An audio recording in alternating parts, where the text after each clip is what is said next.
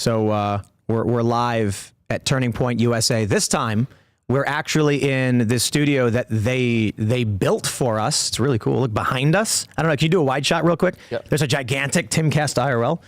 Feels so amazing.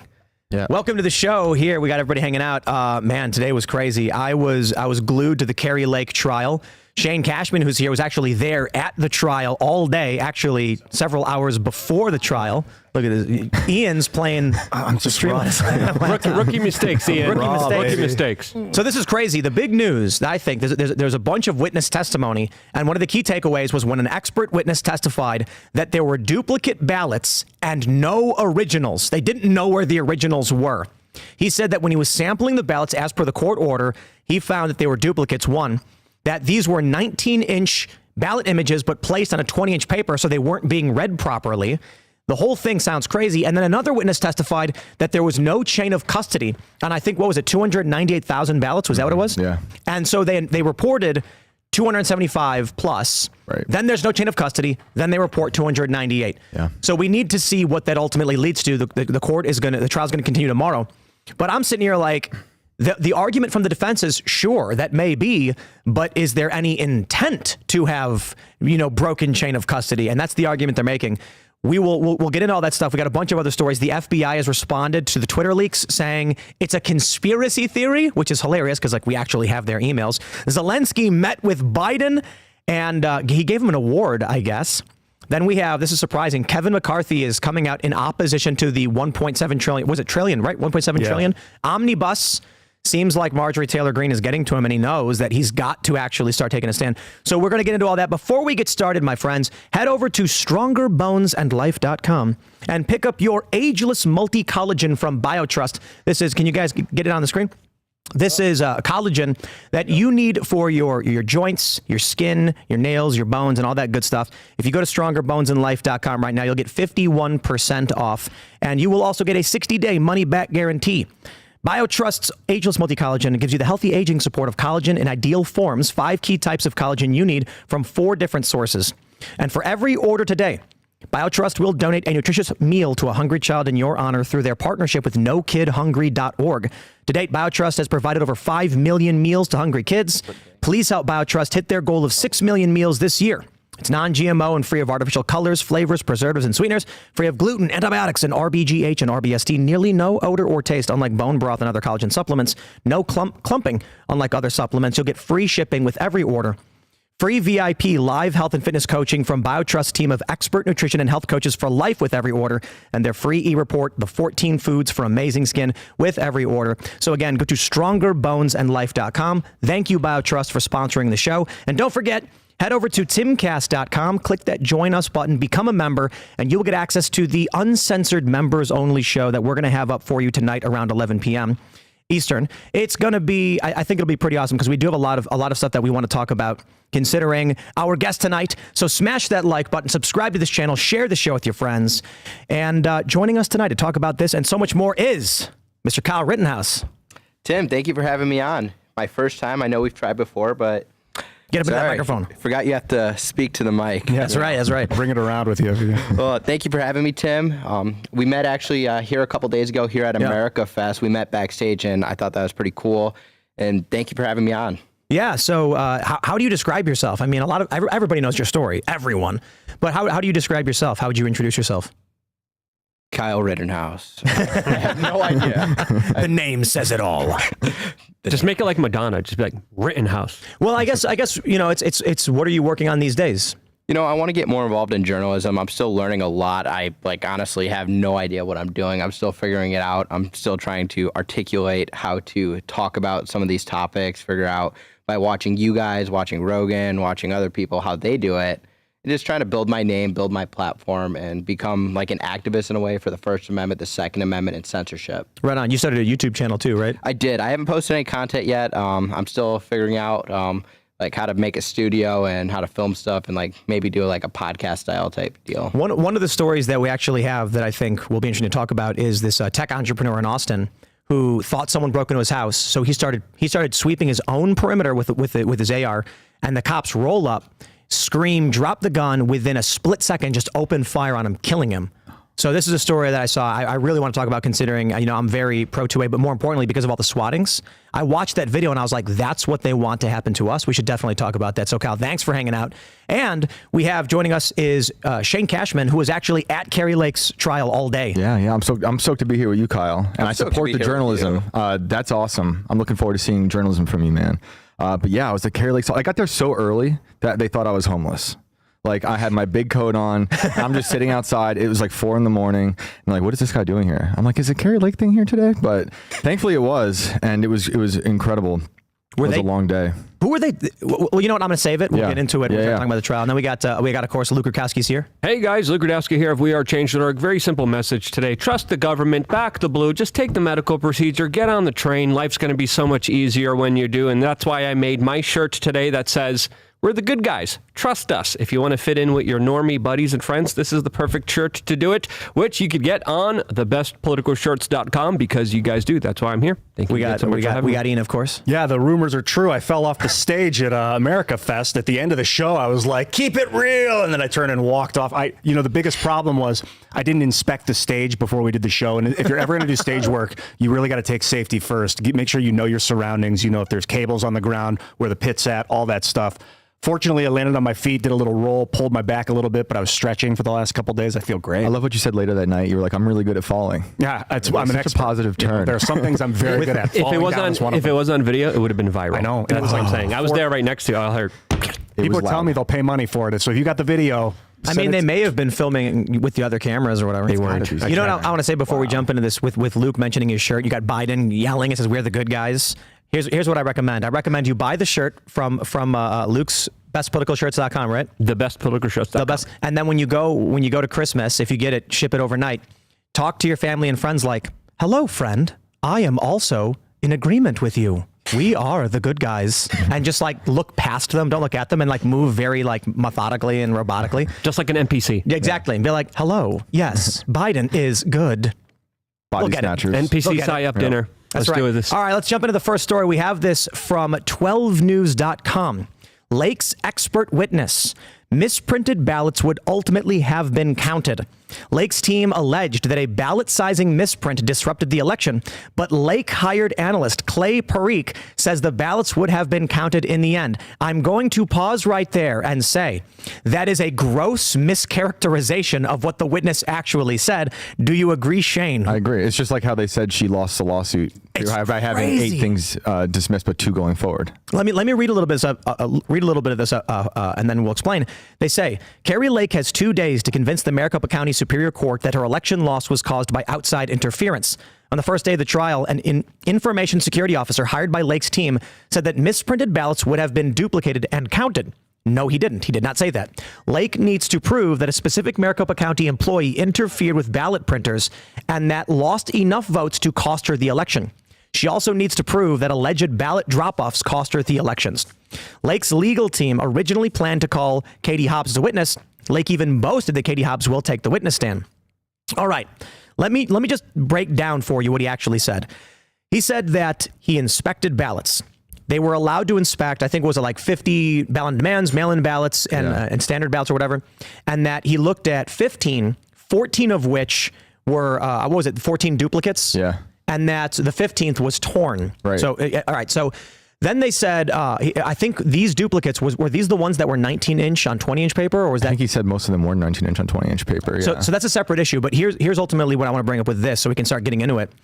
He said the only way that the image could have been altered, I got to slow down because this is how they get intricate. It's right. So you got a 20-inch image that fits on a sheet of paper. For some reason, these ballots were printed at 19 inches, but on the same size paper, a 20-inch piece of paper, meaning when the ballot printer was trying to read it, nothing was in the right place. So it doesn't read it, it rejects it.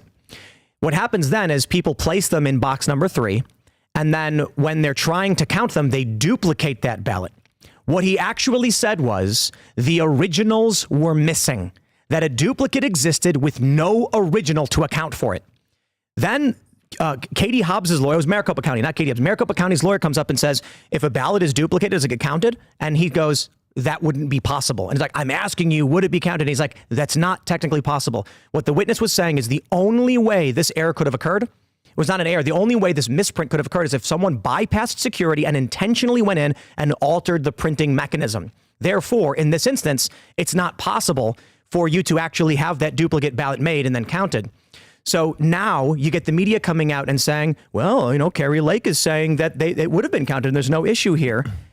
My bet, the judge is going to come back out using this narrative that they're creating and say, there's no evidence of anything. And, you know, sorry, there's no intent. Therefore, case dismissed. The defense sets up a soundbite that sounds good in the news. The news runs with it. All the nuance is lost. And like, because there was a ton of nuance leading up to all that. And they set up a witness to say, I think it was our first witness that said it's impossible we didn't have any 19-inch ballots in this election, not at all.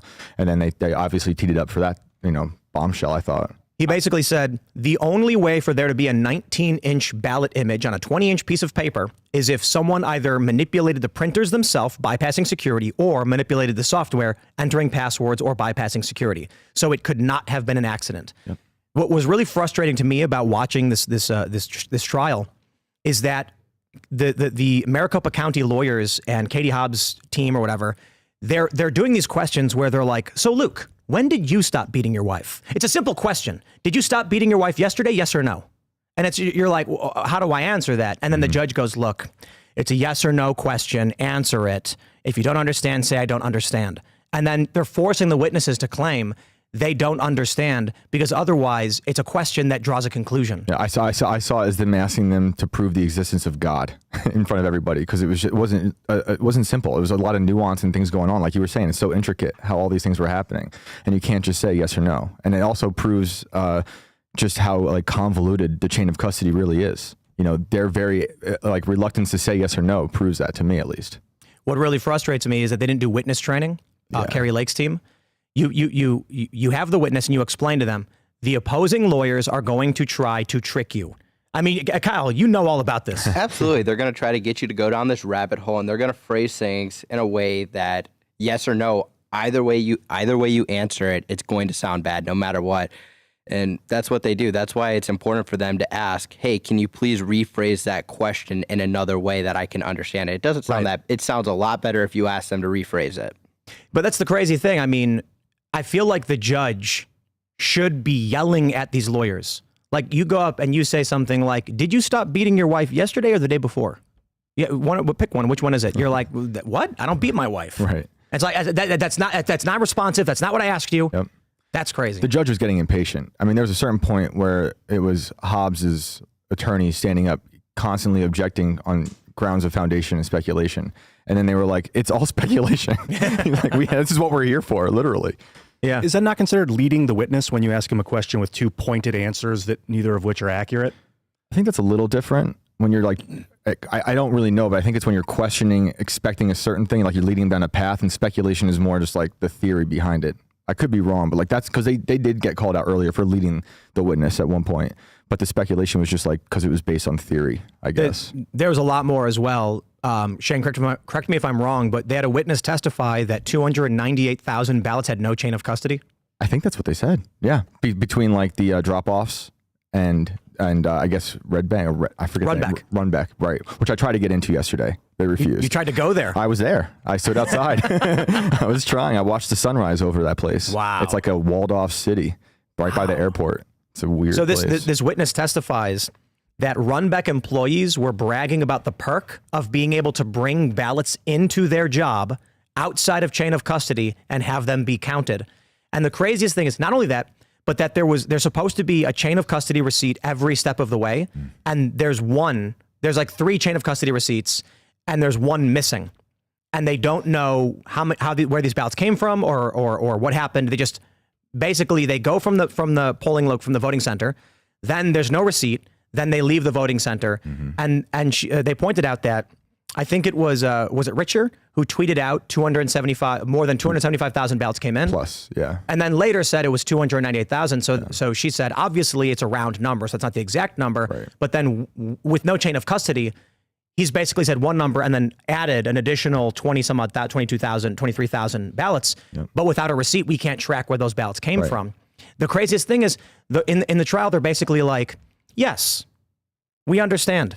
But can you prove anyone intended to break the law? Right. And Maricopa, I think it was the Maricopa, it was Lindy, who's tried being like, so we make sure this is clear, it's not illegal for the ballot harvesting to get in to this. And she came back with a pretty great response. She was like, it's not unlawful, it's invalid. She was like, that's the proper terminology. So we're all hanging out, and I've got the live stream going while we're trying to eat dinner. And it was the Maricopa lawyer, I believe. Lindy.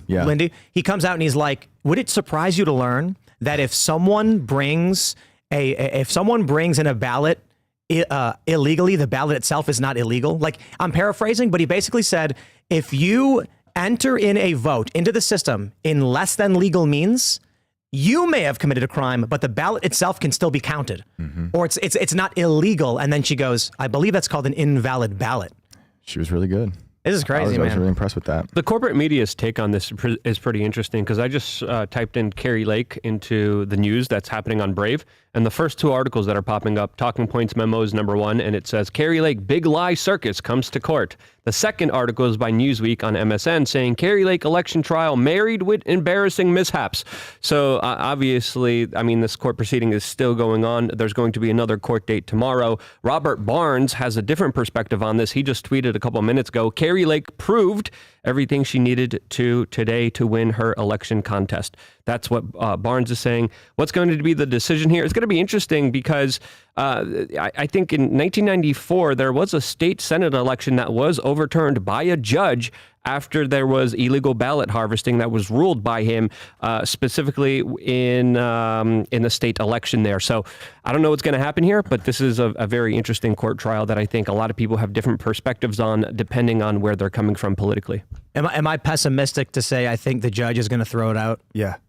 That's a form of pessimism. Yeah. You're right. I think it's going to be. Yeah, I do have hope because I think Barnes is onto something because I was impressed by not impressed, disgusted by the impressed and disgusted by the lack of security. The one witness was saying that ballots were kept in. I was losing it because the first witness, this guy Clay. Yeah. He said the ballots were not properly sealed. They had no security seal on the boxes, just a piece of red tape. And then the defense witness, so this is basically Katie Hobbs in Maricopa County, goes, was the box sealed?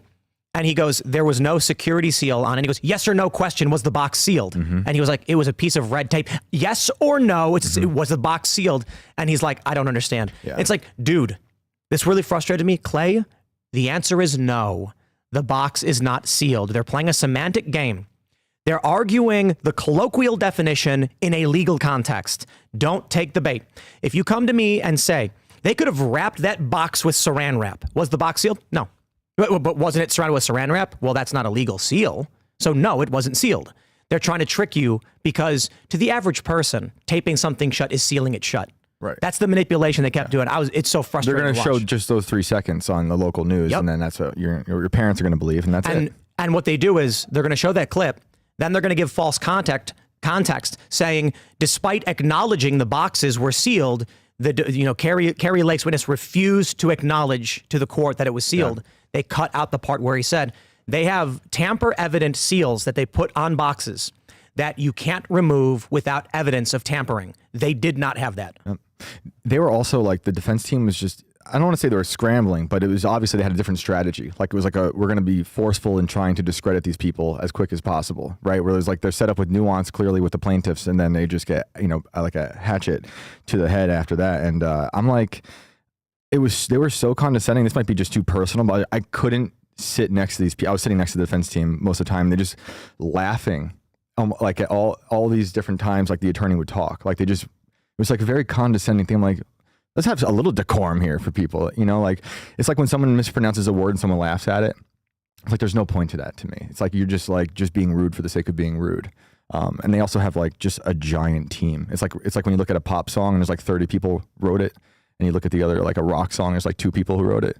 That's what I felt like I was up against in this small courtroom. In order to bring the truth or at least transparency on this, do you just find it was on video? Was this court case on video? Oh yeah, so I'm watching live. You find specific little clips, cut them out, put them on Twitter, make them go viral. Is that the way to move forward? Let me maybe. I just want to stress, okay? you know, I don't want to talk about you, Oliver Darcy, but we're going to talk about you. He tweeted out, and there was another journalist who did. He was like, Donnie O'Sullivan of CNN may have had his suspension lifted, but he can't come back on Twitter unless he deletes the tweet. And it's just everybody, you know, in the anti-establishment, anti-woke was like, yo, did the lead media reporter for CNN just learn right now how getting banned, getting suspended on Twitter works? Another journalist tweeted this today saying Donnie O'Sullivan remains locked out. They're telling him he must delete a tweet. And I'm like, this is how it's been for like a decade. And they don't know this? So the challenge is you've got a combination of ineptitude and willful manipulation from the corporate press. When we're on stage at America Fest with TPUSA, and Charlie Kirk goes, we just got breaking news. Kari Lake's election challenge is going to trial. The whole crowd goes, wow, they're all screaming and cheering. Then I'm like, I got to pull this up. I pull up the story from the local Fox outlet. It says judge dismisses most of Kari Lake's lawsuit. And I'm like, what? But she's going to trial. Why isn't that the headline? That's huge that they got passed a motion to dismiss. Yeah. Again, I'm just going to say I'm pessimistic. The way I'm hearing this judge, you know, he's like, it does seem like he's getting frustrated with the defense attorneys as well. But I'm just kind of like, I think this dude is acting like, you know, I'm giving them a fair chance. Yeah. And then he's going to come back and say, well, you didn't prove there was any intent. Therefore, you're gone. That's how I feel. He's offering leniency in places where I didn't think he'd give leniency. Like the plaintiffs aren't perfect. Like they've definitely like screwed up a few things here and there and a little forgetful. That one guy is like Big Lebowski in a suit. Yeah. I enjoy watching him because he just has funny phrases. The guy with the long hair. Yeah, I like him. But you know, I don't think either side is fully prepared just because they had like such a short notice. So you can see like there's a lot of scrambling and discombobulation behind the scenes. You can probably see a lot of it on the live stream as well. But yep. But yeah, they couldn't upload the voicemail recording, and so the judge was like, "We're not going to play it." And it's like, how are we supposed to get you this file in like a day? You know what I mean? Yeah, it's a mess. Hopefully, I think people stay positive and optimistic about it because that'll generate the energy needed to continue to post clips about it and to spread them around. You know what's funny though? I talked to a lot since I was there so early. I was talking to just like people who work there who literally aren't engaged in politics at all, and just asking them what they thought. And most of them are so disengaged from it altogether. They just, I don't want to say they're like they've given up. They just don't care, and it's like in their very workplace. You know, it's like whatever. That's crazy. And I'm also, a lot of these judges, so many, are just so far removed from everything. And to an extent, they're supposed to be. The judge is supposed to be like, okay, present to me the facts, and then we'll go through it. Yeah. But what I think we end up seeing with so many judges, and not just this case, but basically across the board with everything, is they're thinking to themselves, look, I don't know anything about this stuff. I don't want to be involved in this stuff. This case is so political. Everyone's going to get mad at me. I'm just going to tell them no and get out of my courtroom. And so they end up just saying, get out, don't care, don't want to deal with it. Yeah, that's a weak judge then. And that's too many of them. Yeah. I based on what I've heard already in this testimony, I will say a few things. A witness saying there is no chain of custody is not definitive proof there is no chain of custody. It is a statement of fact sworn under oath, and now there must be, the courts must seek to confirm, was chain of custody broken? That is an illegal action. If the person tasked with maintaining chain of custody willfully did not do that, then you've got intent. And what they're arguing, though, is what people have called it is nonfeasance as opposed to malfeasance. If I was a judge, I'd be like, get out of my face. If you're a barista at my coffee shop and you walk in wearing your uniform and I say, you're going to stand here at the register.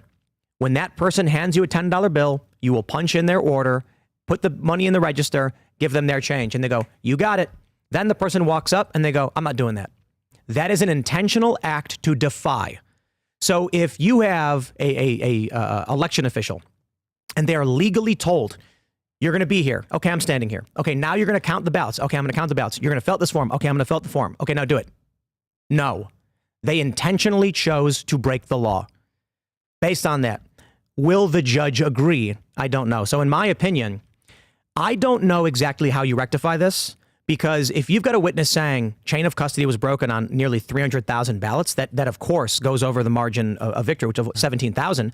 And then you had the last witness. They tried getting him. They said, do you have evidence that the vote would have, if these errors, if the tabulators didn't break, the election outcome would be different? Dude actually said, The margin of victory was 17,000 votes. I am convinced that if the machine's working properly, Kari Lake would be governor. They didn't like that. No, they did not. Kyle, are you getting any flashbacks to your court proceedings? You know, I mean, you look at this and then you look at how these people like. I keep forgetting. Just grab the mic. Carry it around with you. Yeah. Might as well hold it. Yeah, Down. so that's a good look. You look back and then you look how they tried to get them to go down these rabbit holes, and then they ask them these, like, I'm going to say it, leading questions. I think they are leading questions because they know where they're going to get you. Yeah. And they don't have they aren't preparing them, and they freak out. They freeze. They're like, how am I going to answer this? What if I say this? What if I say no? They are not sealing it, because, like with your example with the saran wrap, what if I say no, it was not sealed? But then they say, what about the saran wrap? What about this? Wasn't there that on it? They're scared. If they say no, they're going to think are going to think they're stupid, because they're like, well, it was wrapped up. So when we were all, I think everybody, glued to that court proceeding with you, and I felt like there were several times they tried to get you and you didn't let them get you. I mean, did you get practice? Did you envision or were kind of trained with the questions that they were giving you? There was a couple questions out there that I didn't prepare for, but we did go through a mock trial.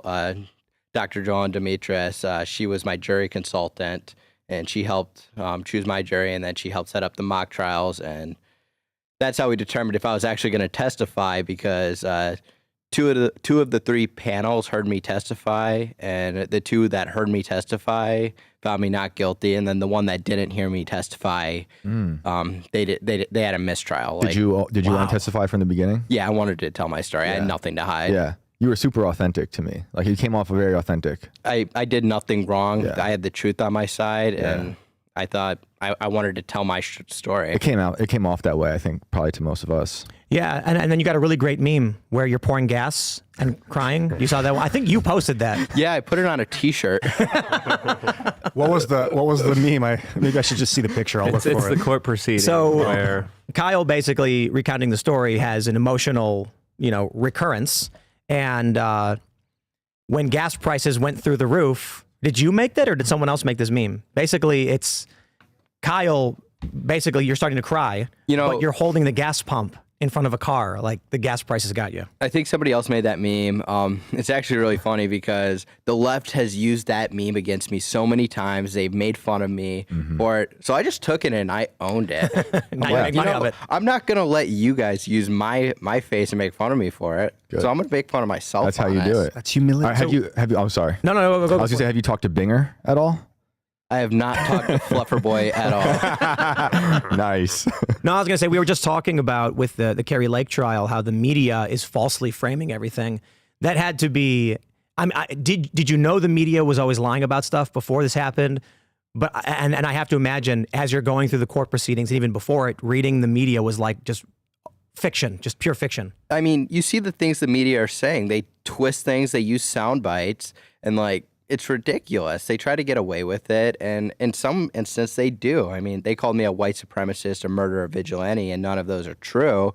But with the Kari Lake situation, they're only saying parts that they want to say, and they're leaving stuff out. They're not telling the full story, and I think they should be obligated to, as the media, to report people on the facts. Forgive me if this is too personal, but were there people that were close to you that started seeing you differently because they were believing the news instead of you?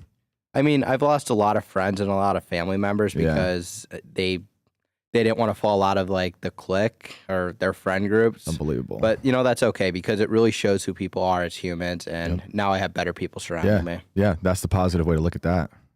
Hopefully it's like a curse, but everyone gets to go through that in their life, where they shed the skin of their past with the kids you grew up with and the parents that you don't like or don't get along with. If you don't, maybe you still do, but those people, when they start to disagree with you and complain about you're not who you used to be, that's okay, because you're growing and changing as a person. I just hope it doesn't callous any of us, because I've been thinking about that myself after the last 2 years. They weren't as wild as what you went through, but a lot of us have experienced that in the last 2 years, 10 years. And sometimes I'm worried, I don't want to be too callous and not extend that forgiveness to someone else who in the future, maybe I should still extend that. Sometimes it comes full circle. You'll go through a phase where you fall out with people for 20 years. And then if you stay true to yourself, it's inevitably that you can't deny that reality. transparent reality, when someone's really who they are, I think it's apparent. My view on this is that I think some people are inherently evil. Absolutely. Well, that's true for sure. Obviously you can look at child exploitation and stuff and just know that there are truly depraved people. You can look at, I think it may have been Dahmer or Bundy, who they sat at court like, yeah, I know what I was doing was evil and wrong and all that stuff, and I deserve to be in prison or whatever. Yeah. So like they know what they're doing. Yeah. But then you look at, there are some people like in my life, and I'm wondering if I assume you probably experienced something like this. People who you thought were really good friends of yours, because the way the media decided the story is going, just everything about your friendship, everything you've ever experienced is meaningless, and you are now enemies. I've experienced that personally with people I've known from my past. There's some of these people where the last thing I ever said to them was, we had a skate session, we drank some smoothies, and I was like, bro, fist bump, let's skate next time, I'll see you later. And then you don't realize it, but it's the last time you ever hung out. But you leave on good terms. And then a few years later, they're on Twitter lying about you, smearing you, and attacking you. And I'm like, you never knew how evil that person was until they decided they could profit off of their knowledge of you or the fact that you were friends. Yep. Has something like that happened to you? Yeah, I've seen that a lot of times, especially with people I've gone to school with. In the beginning, I was seeing some articles that they were like, oh, Kyle Rittenhouse was this like terrible person who was like violent in school. And I was just like, I wasn't violent in school. I dropped out freshman year. I wasn't a senior with you in high school. I since then did graduate, but I'm like, I was in school with you for like a year. You don't know who I am. Yeah. I also dropped out freshman year. Yeah. Look at you now. Yeah. They're writing smears, and like this is a big point of attack for the left. Like not going through institutionalized learning facilities is like they point at you and do that thing from Body Snatchers. Yep. Like, and then they say, haha, that proves you're stupid, and I'm like, I don't know, I'm just running a business, man. I'm sorry. I was just gonna say that's how I felt watching a lot of these defense attorneys today. Like almost like laughing at the guy with the accent. Like they couldn't even help it, you know. The Alabama guy. Yeah, right. Like it was just like to them it was like kind of like a joke, you know. Not all of them, but like a few of them. And you know, earlier some of them were joking about like what private schools they went to. You know, they're from a different dimension than me, and you could see that in the way they treat other people. What if they really are from a different dimension? I think they might be. Two universes collided, and that's why we have the culture war. They're interdimensional. Interdimensional demons is what some people call it. You said you dropped out, but then did you go back to school? I ended up, while I was on trial, I did online school, and I ended up getting my high school diploma. The left will attack people that don't have an education, but they will be some of the most successful business owners out there. Yet the person who is like $110,000 in debt because they wanted to get their doctorate degree or however much it costs. Gender studies? Yeah, their lesbian dance theory. That's right. Yeah. They think I would study that. But that's just me. but hold on, think about it. If you were going to study feminist dance theory under James Lindsay, that's worth spending money on, because he's not trying to indoctrinate. He's actually breaking down what they're doing and why they're doing it. Is he dancing? We're not talking about feminists. Kyle is saying something else that's interesting. But I'm saying like woke ideology as a whole, not just like one subset of like lesbian dance theory. I'm saying if you actually took a study on wokeness and critical race theory from James Lindsay, he'd give you a holistic view of what their goals are, what they believe. But when you go to the average college, they're actually just indoctrinating and telling you, white people are bad or something like that. Yeah. And then those people that graduate end up living off of welfare and end up doing nothing with their lives and living off the government, essentially. I almost went down that road, yeah. I was on welfare for a while, unemployment, and then it was hard to get off because there was like, if you get a job, you lose your unemployment. I'm like, well, I'll make less money out of my job. It's the poverty cycle. It's like, okay, so you're in that cycle, and then you're getting money for the government, then you go out and work, and then you're making less than the government's giving you. Yep. And you're like, oh, well, I can go afford this fancy steak right now, but when I'm working, I'm living off of McDonald's because I can't afford that fancy steak. And I had more free time, too, on unemployment. It was crazy. Like, they don't want to do anything to contribute to society. And what is this? Maybe like 15 years ago, I was on unemployment after losing a job, and they make you call once a week. And, this is in Illinois and Chicago, and you got to answer questions like, did you look for work? Yes. Did you make any money? No. And after a few months. Was this during COVID? No. This is 15 years ago. Oh, 15. Yeah, I was like 21. 2 years ago. No, sorry, 15. And I'm talking to this woman, and she was like, okay, your unemployment is up for review or whatever. she said, have you been looking for work? And I said, I have. And she's like, have you found anything? And I was like, I'll be honest with you. Like, there are some jobs I could take probably, because like I'm not trying to be on unemployment, but they pay less than I was making before. And I'm kind of worried. And she goes, no, don't take those jobs. She's like, the last thing we want is for you to take a job that pays less. Then you find out you can't pay your bills, you lose your job, and you're back on unemployment again. And I was like, oh, that actually kind of makes sense. She goes, you need to find something comparable so that you can get back in the flow of things. I think that makes sense, but I also think some people are going to be like, look, if you find a job and you're getting paid, $50K a year, and then you lose your job, go on unemployment, then they tell you that, you're never going to get off unemployment at least until it expires. Yeah, that's why COVID was beautiful for a lot of people. They got that COVID cash. The bonus. Yeah. They were getting unemployment plus the bonus. And it was extended for a year, and people were just not working. And that money that they were getting, people think this is like your tax dollars. No, it's modern monetary theory. They're basically just extracting the value of your money. That's why inflation is going through one of the reasons. And a nice Donald Trump $2,000 check that the government couldn't even roll out correctly. Yeah, everyone was really happy about that. Speaking of, what's this $1.7 trillion omnibus bill? I don't know if we're going to... Is that for us? We're going to... Yeah, it's actually for you. It's for the world, actually. Let's pull this story up. We got this here from Fox News. Kevin McCarthy breaks with McConnell, will oppose $1.7 trillion omnibus bill. McConnell and Senate Republicans have voted to support the bill. So we have Jake Sherman tweeting, GOP leader Kevin McCarthy will attend the Senate GOP steering lunch today to make the case against the omnibus. 21 Republicans voted to proceed to the bill yesterday, and the Senate GOP leadership is supporting the package. I gotta say, look, I'm not the biggest fan of McCarthy. People have been complaining that he was putting up money to stop populist candidates. But clearly the pressure campaign on his speakership is making him at least move away. This omnibus is complete and utter garbage for one reason. Now, I know Rand Paul came out and has that epic viral video where he was just ripping it apart.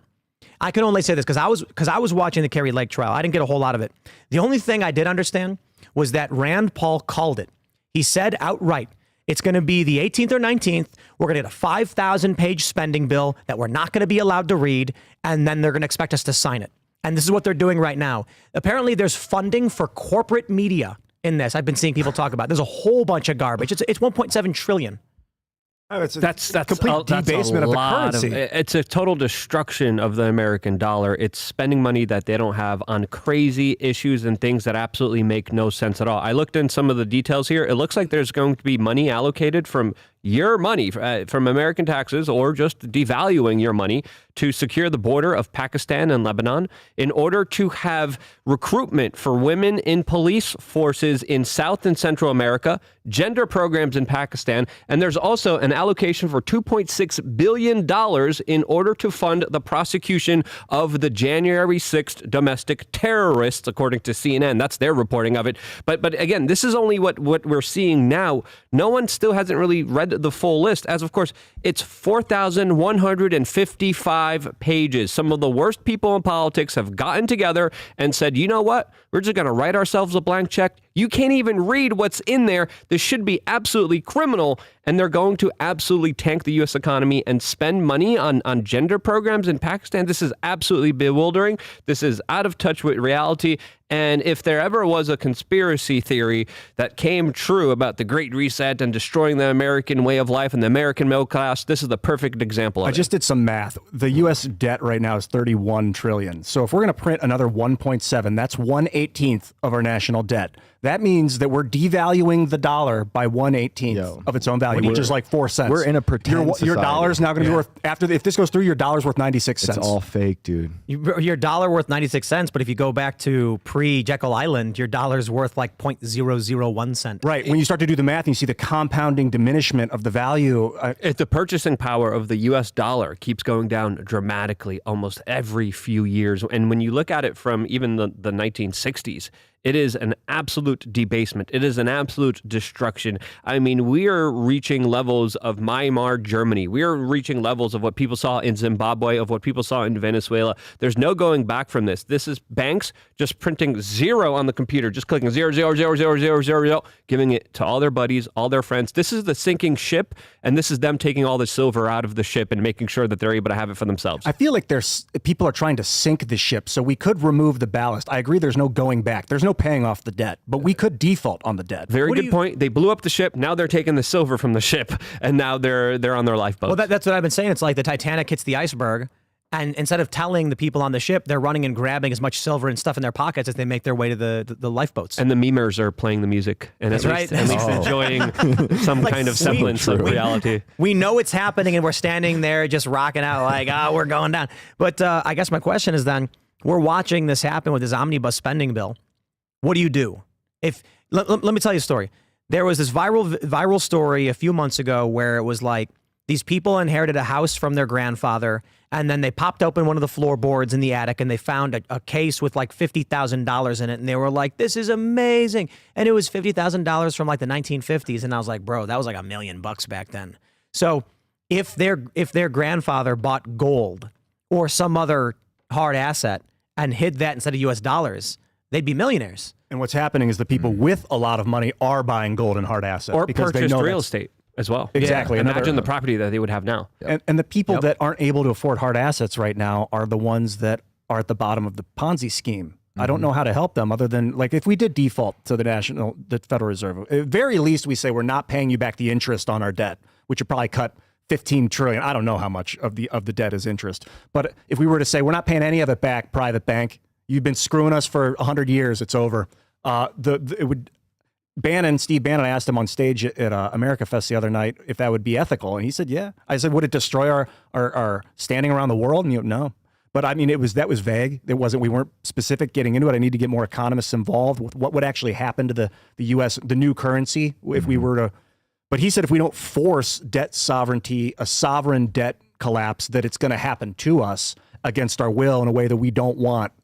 So we may as well take it by the horns and make it happen. From my perspective, we are seeing the deliberate destruction of the American petrodollar. We have seen Saudi Arabia position themselves closer and closer to China, establishing more relations with them. We just saw the Indian central bank head come out and warning that it was cryptocurrencies that allegedly could trigger the next financial crisis. What we saw with Sam Bankman-Fried, what we saw with him moving around billions of dollars from the Bank of Ukraine, working with the World Economic Forum, working with, of course, American politicians, funneling all that money there. I think we have a perfect scapegoat that will be Bitcoin, that will be cryptocurrencies, that will be decentralized currencies, that will be taken down by these central bankers, that will then introduce a central bank digital currency, and with that, the social credit score. This is a long game that they've been after for a very long time, and they will stop at nothing at trying to achieve that. This is the current reality that we're dealing with, and I think the more we wake up to it, the more we realize it, the more we could actually try to stop it. But right now, when these big central bankers are causing so much damage,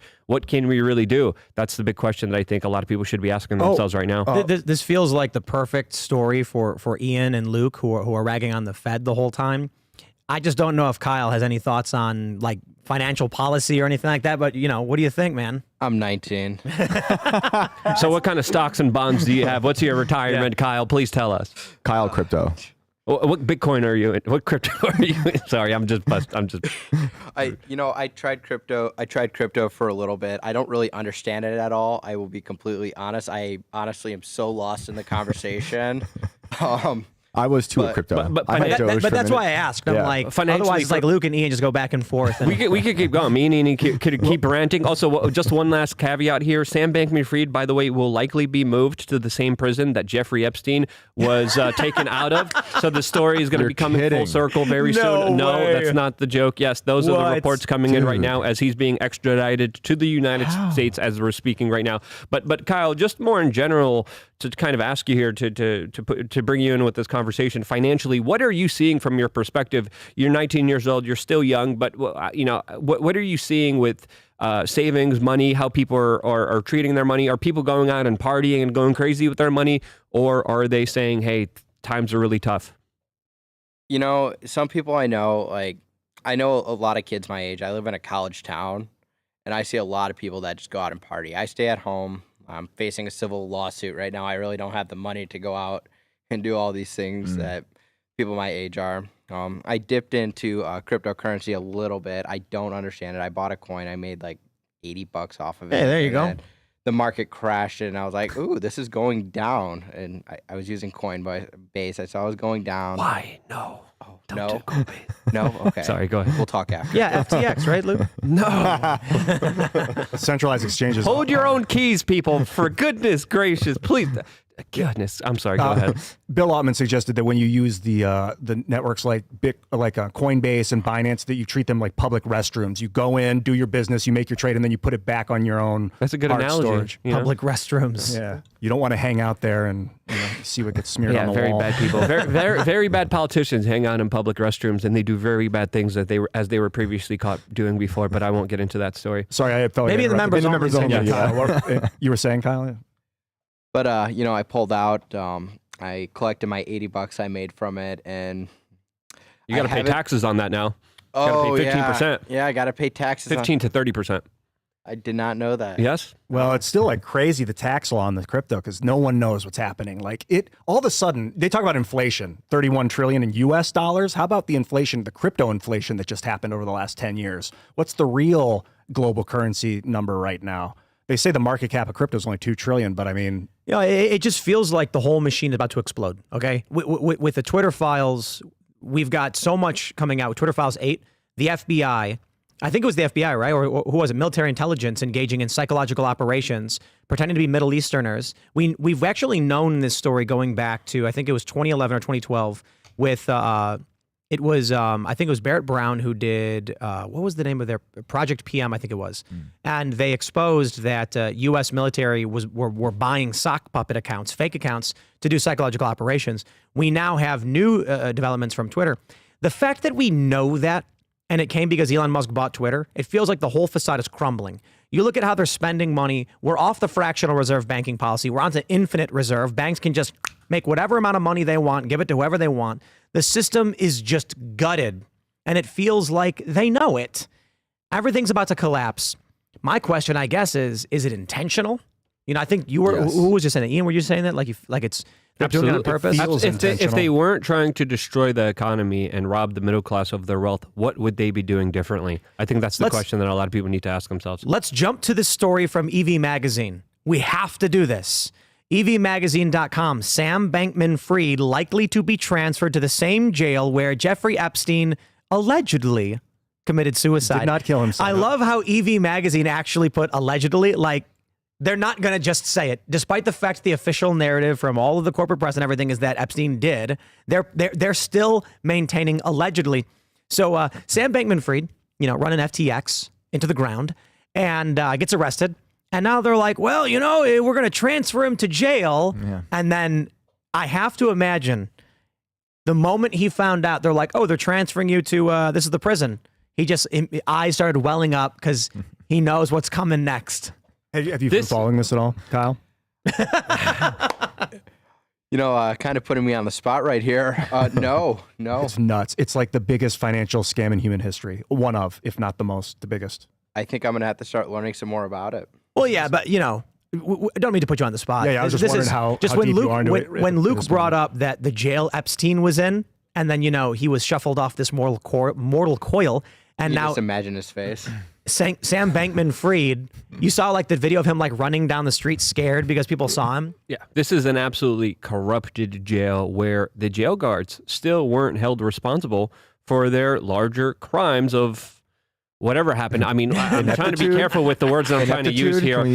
I'll just say when Epstein was taken out, I think that's more of a fair assessment since there was multiple attempts, multiple camera failures, multiple failures of security, multiple procedures that were not followed. The two prison guards that were looking on their phone for high ticket items that they were going to purchase, like motorcycles and expensive furniture, they were, of course, brought to court under federal charges. The federal government essentially gave them a slap on the wrist. They never faced any kind of real repercussion for it. And for that person, Sam Bankman-Fried, to go to that jail as he was arrested right before he was about to give testimony to Congress really shows you that there might be something bigger here, as many people question, where did he get a lot of that money from? Where did all that money come from? As a lot of people are also saying, as soon as Epstein kind of was removed from the picture, there was a lot of money in play. There was still a lot of assets and money from Jeffrey Epstein that still hasn't been accounted for. A lot of people are speculating that that money was moved into SBF in order to continue the money laundering operation involving the World Economic Forum, the Bank of Ukraine, and that's how they were kind of moving money back and forth through all these sinister parties. Someone said on the show, they said that when the Epstein stuff happened, like right afterwards, everything started unraveling. COVID. I mean, everything. Everything. Like the world started to fall apart after that. That's how I felt. Well, people's consensus, people's understanding of the world and participation with it kind of faltered a little bit, because how else could they not realize that your tax dollars were paying for this international trafficking and extortion operation of children?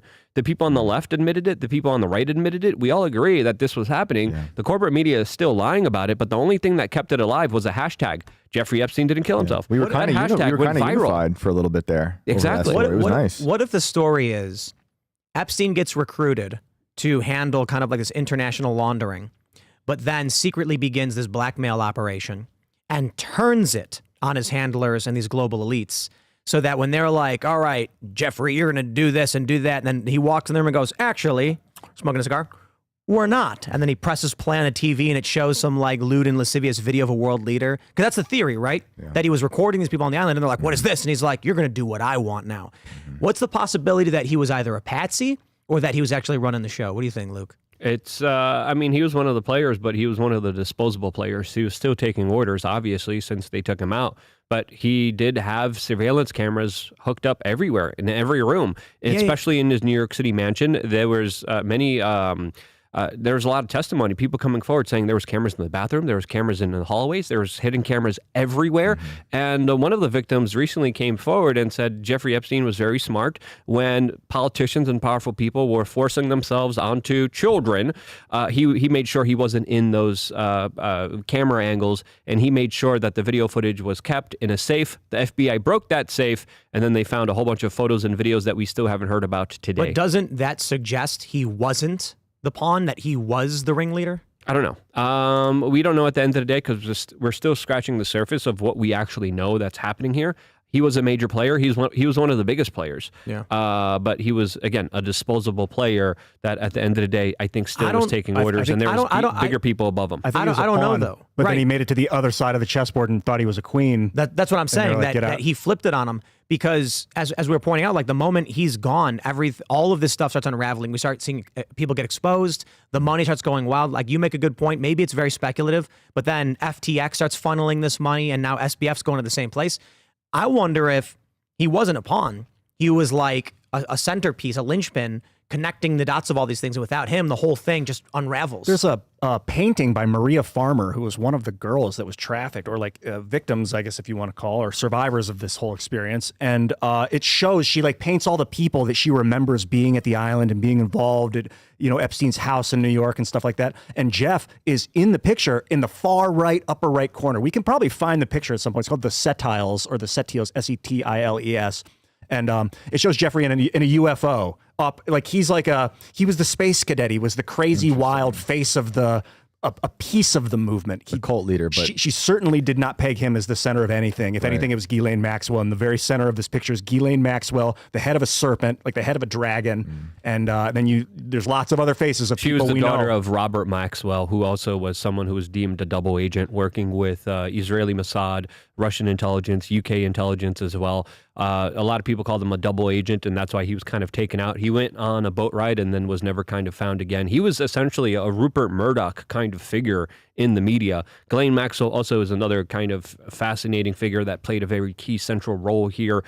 She also, very interestingly, also had helicopter license, submarine license as well. What? And yeah, she was... Wasn't Ghislaine in charge of like going to the boat and getting the files away from people after he like disappeared or died? What do you mean? Like the Ghislaine, like there's other sisters, and like she was the one that went and got the files like from the business to keep it safe. I don't. You gotta. Help me reference some of that. But her sisters are also connected to the FBI and their database centers, and also to big tech social media as well. So it's a big club. And we're not in it. I've been listening to Whitney Webb interviews about this. She wrote Whitney Webb does some great work. Shout out to Whitney Webb. You got to give me a specific reference. Yeah, to I'll forget like when that timeline was, but it made it seem like she was just like, I think Whitney's point was that Ghislaine was way more entrenched with whatever dealings her dad was doing, because she was there to collect certain files I think after he died. But I got to check that. I got that painting that Ian referenced. Yeah, and anecdotal. it is crazy. Yeah. It is a crazy image. I don't know, can we pull it up? It's, of course, anecdotal. This is from Maria Farmer's memory of what she experienced while she was involved. This is Ghislaine right here? Right in the middle Is this there. Bezos? She's in a bubble, like she's protected. Oh, she's got like a dragon body with a weird tail or whatever. Okay. What, is this Bezos right here? What does that say? That looks like Bezos. You know, you can start naming names. I don't know if my life is on the line if I do that, but all their faces are right there for you to look at and name yourself if you want to. Who's this guy? They're right in the middle. Who's that guy? That's Lex Wessner. Oh. He's the head of Bed Bath & Beyond. And Victoria's Secret. Yeah. Look at this. Look at this guy on the TV. That's like Bill Glenn. This is nuts. This one here looks very suggestive. It's like a fever. Is that hanging in the White House? And you see in the upper right, there's Jeffrey Epstein in a UFO. Here? No, in the very upper, in the very upper right in that gray UFO. I think I'm looking at the delay. That's Jeff. And Who he's are like these weird people. This is a weird painting anyway. Yeah. It kind of reminds me of that old painting of like the guy reaching through the dimensions. You seen that? No, what is very that? old, like carving. I forget what they call it, but he's like reaching through this dimension into another dimension. That's how Kyle, were you in the Matrix Bill or Clinton outside of the Matrix when this story broke? Kyle, were you in the Matrix or outside the Matrix when this larger story broke? By the Matrix, do you mean in jail or out of jail? Yeah. Like as far as like you were awakened to what's really happening politically, or before everything happened when you weren't politically involved when this story broke. I was not in the Matrix. Okay, I was wondering what your response was if you heard this, or even if it was being talked about, especially amongst the young group of people that you were hanging out with. No, this was not a conversation piece. I'm sitting here looking at that photograph, and I'm just like, wow, this is one of the most creepiest like photos I've seen ever. It's just weird and interesting. Yeah, when you agreed to come on this show, it was like getting pushed right into the deep end of the pool. You know what I mean? It's like you've got your story, you've got stuff to talk about, and then like Luke's just. We could go further down the rabbit hole. By the way, we're just starting. We're just kind of digging the, on Tucker Carlson just last week, he basically reported that the CIA killed JFK. Yeah. Or that they were involved in it. Yeah. So it's like I see that all over the place today. Huh? That's crazy. No one's talking dude. about that really. It's strange for me. You know, I'm sure for everybody listening that when we're younger, it's like, look, there's no global elite ring of like trafficking going on. The CIA was not involved. There's conspiracy theories. And now I'm looking at my phone and I'm like, what time is it? How much longer until they come out and claim the moon landing wasn't actually a real thing? Like, they're just gonna Tucker Carlson's gonna come out and be like, we've got new evidence. Yeah. That actually comes out at 5 p.m. tonight. Yeah, Whoa, exactly. Right. Breaking here. Yeah, no, we've all the conspiracy theories are coming true. Yeah, we've inherited like the shattered simulation. Speaking of conspiracy theories, did you see what the FBI released on the statement about the Twitter files today? Oh yeah, man. Yeah. Let's pull this up. I have a tweet from Carl Benjamin because he had a great one. So we have the statement from the FBI on Twitter.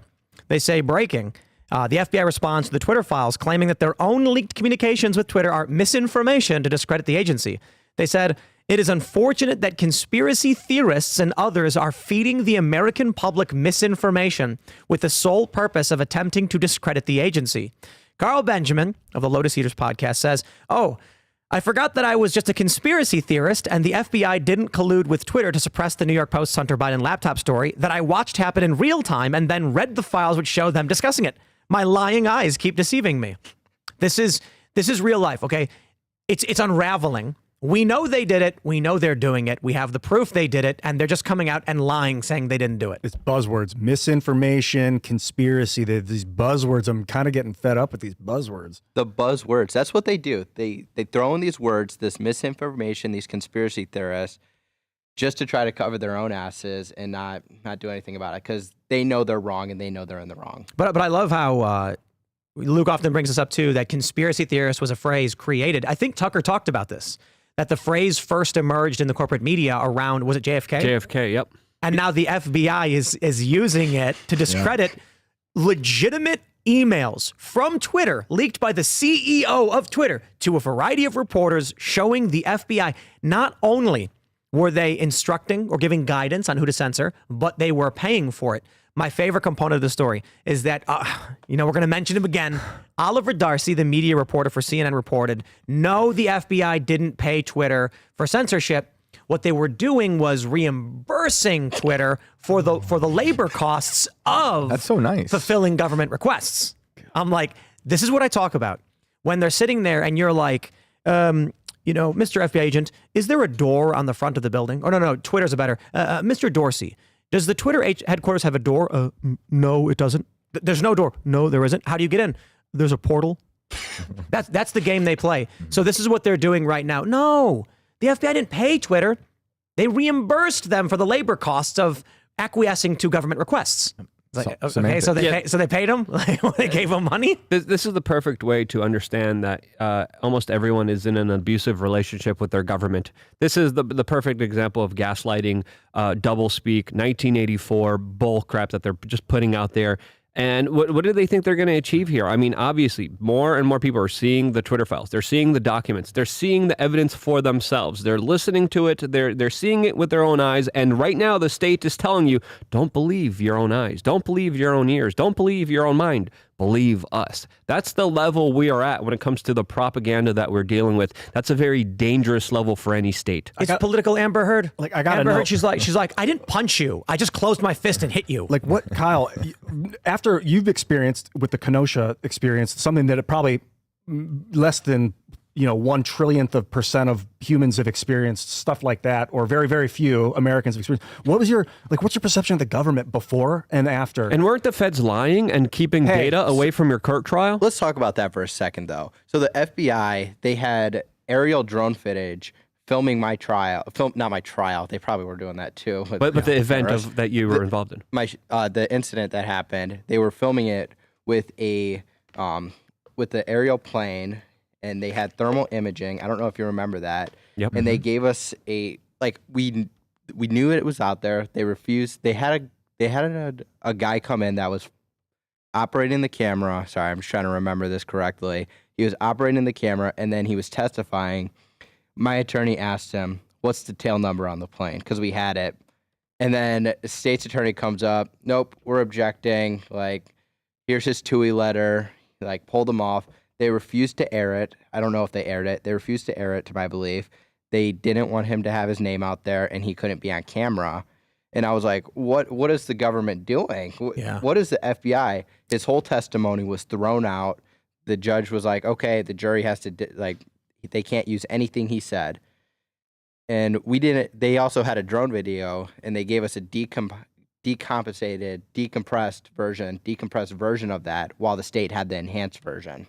But I remember that, like, the enhancements was like a computer manipulation. Yep, absolutely. Yes. Like they That's were crazy. they were adding data to it. And then we found out because the Portly lawyer, I believe it was, when he showed his Lunchbox? is that his name? He had James Cross, 88 Cross. Oh, he's got his pet He had on his computer, he had the Handbrake. programs. He had an app called Handbrake on his computer, which decompresses files and makes them all blurry like that. It not decompress, it compresses. Compresses. Right. So it goes from high resolution to low resolution, Yep. and then makes it hard to see what's going on. So was this the state prosecutors denying the evidence, or was this the FBI? And This was was the the FBI state- trying to clear the record in order to exonerate you? No, the FBI was not trying to clear the record to exonerate me. The FBI was after me. This was the state working with the FBI to try to pretty much throw me in prison the rest of my life. But why? Because that's what they Because they're do. BLM supporters or something? symbolic. I think it would have been symbolic. My guess, his guess You is saw the photo of the FBI agents taking the knee during the Yeah, Black yeah, Lives yeah. Matter Yeah. protest? That should tell you a lot. It's a cult. They're a cult too. Isn't there a photo of the director of the FBI with like a Biden mug out there somewhere? I thought I saw something. Is that the former FBI director? I wouldn't be surprised. I mean, this is the same year where we learned of all the how many FBI people were involved in the Whitmer. Oh, yeah. Kidnapping. But all but two or something like Right. that.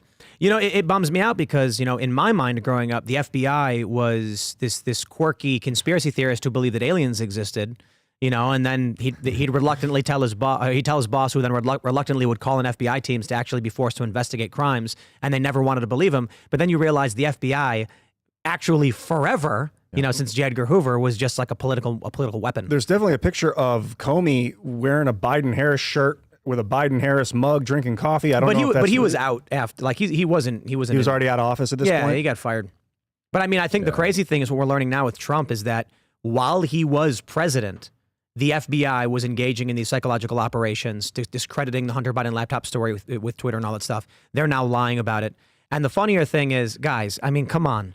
the left keeps saying, yeah, but Donald Trump was in charge. He was the president. And it's like, not like they were listening to him, but at the very least, couldn't Trump have done something? I'm not gonna blame Trump for being the victim of this political malfeasance or whatever. But when you're the president, you gotta go through this stuff. He should have fired everybody right away. I understand the Russiagate stuff jammed him up and tied his hands and all that, and that was the intent. But Trump could have at least known what they were doing with social media. He should have known they were banning his biggest supporters and trying to affect the outcome. They were trying to affect him politically. Did he say he was going to break up the FBI if elected again? He should. I'm all for that. He should say that. CIA, ATF, IRS. That's what JFK said about the CIA. Right? And then, well, yeah, and that was also that's post Northwoods. Yeah. Oh man, Project Northwoods. If you don't know what Project Northwoods is, it's definitely something worth looking up because it's a great conversation starter, especially with Operation family members. In 30 seconds, yeah. what is it in 30 seconds? False flags on American Joint citizens. Chiefs of Staff is essentially planning a false flag on the United States in order to get us into a war with Cuba. This is the problem I'm having is that domestic terrorism is good for business for the FBI and the CIA because it gives them something to do. So that gives them a reason to hire more agents and to get more funding. Which That's is why I keep thinking like spiral. if we get rid of them, which I want to, those people will just be like terrorists roving the country. But wouldn't we just have another secret police step up if we got rid of ours? It's probably inevitable, but we have to start over again. But the people need government. The idea of power coalescing just inherently means corruption forms. Corruption will happen, and then the people need to come out and say, okay, we're choosing now to shut the corruption down. It takes willpower, and then when you weed out that corruption, the American Revolution, for instance, they say to the king, "No, we're done," and then they say we weed that out. We get the foundation of this country, and then a couple hundred years later, we now have very serious corruption in this country. It's going to take, in my opinion, fifth generational tactics, meaning influence building, shows like this, people watching, spreading the word to their friends. That's the path toward success right now. And when enough people come together and then say no more to this corruption, the system falters. And I think that's what we're witnessing right now with the exposure of all this. We're watching it crumble. This is the revolution. This is the populist uprising.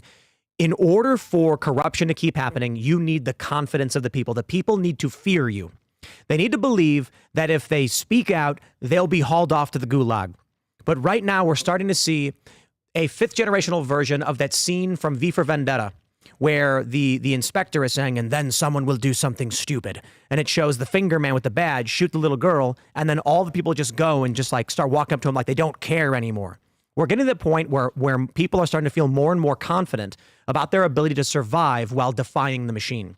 The machine has lost the ability to scare people. It's got it to a certain degree. We need more people to just say something as simple as this.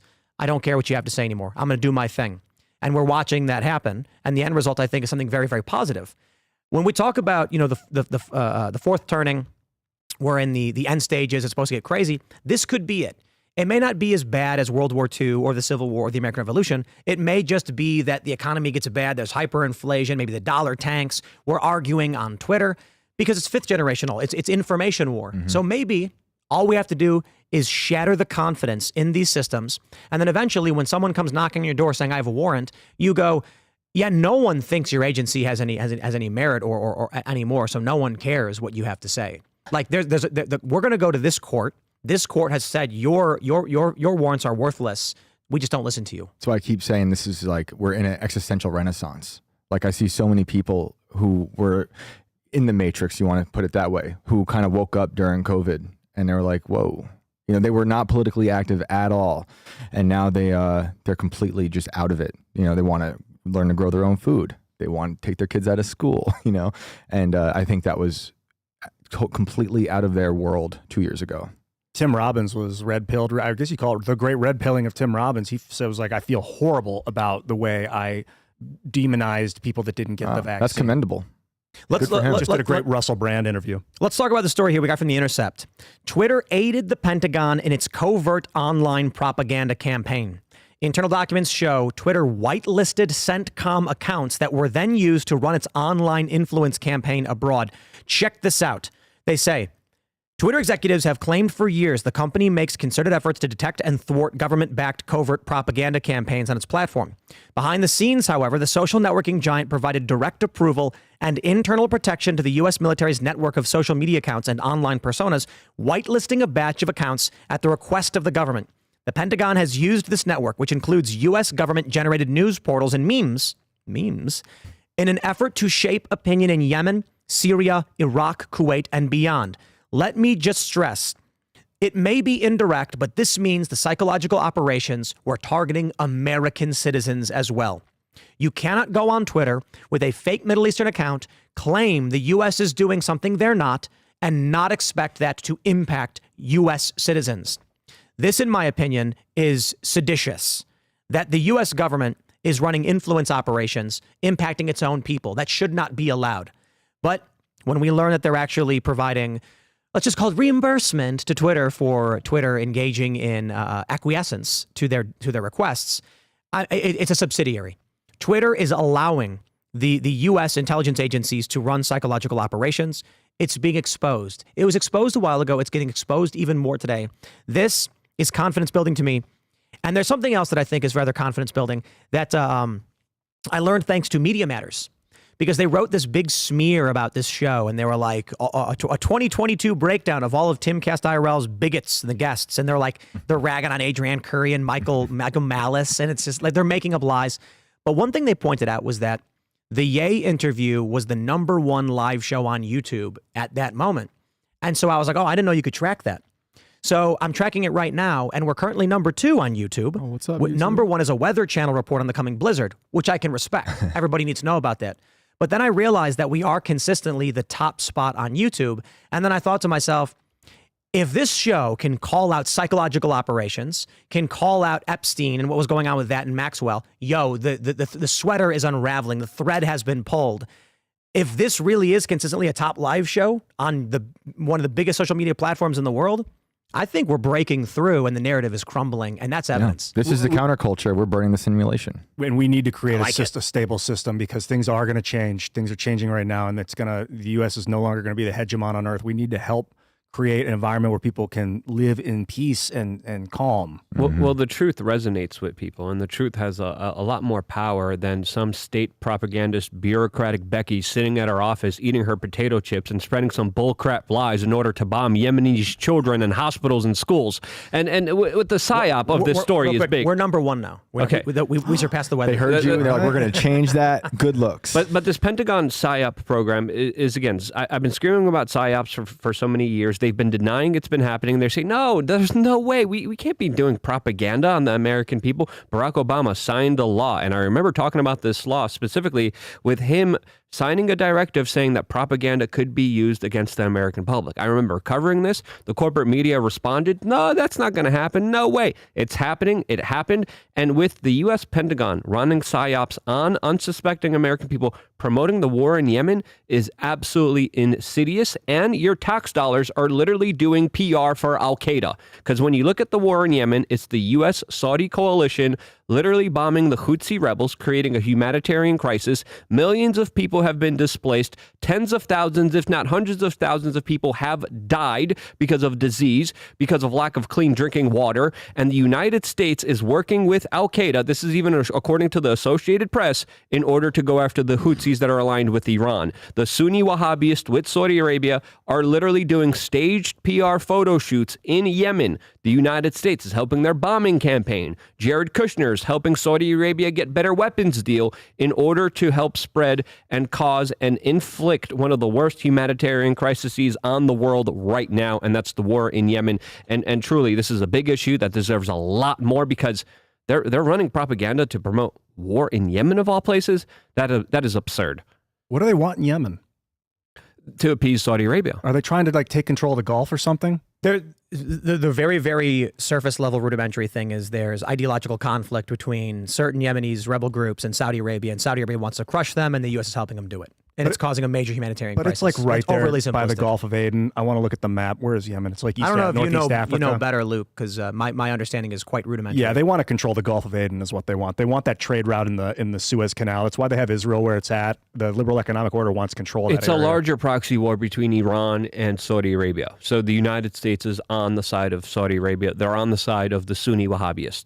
The Shiite, people in Iran are the ones that are usually the victims of this kind of larger attack, and they go back and forth. There's a lot of history here, and it's all about who's going to have the sphere of influences. Saudi Arabia and Iran are two major oil-producing countries, and they both have a lot of power. They both have a lot of resources. The United States is trying to choose the winner, but Saudi Arabia is literally going to China and saying, we're going to expand our ties here. We're going to have better security relations. We're going to have better military relations. We're going to have better trading relations with each other, which essentially is screwing over the U.S. petrodollar, which is also involved here.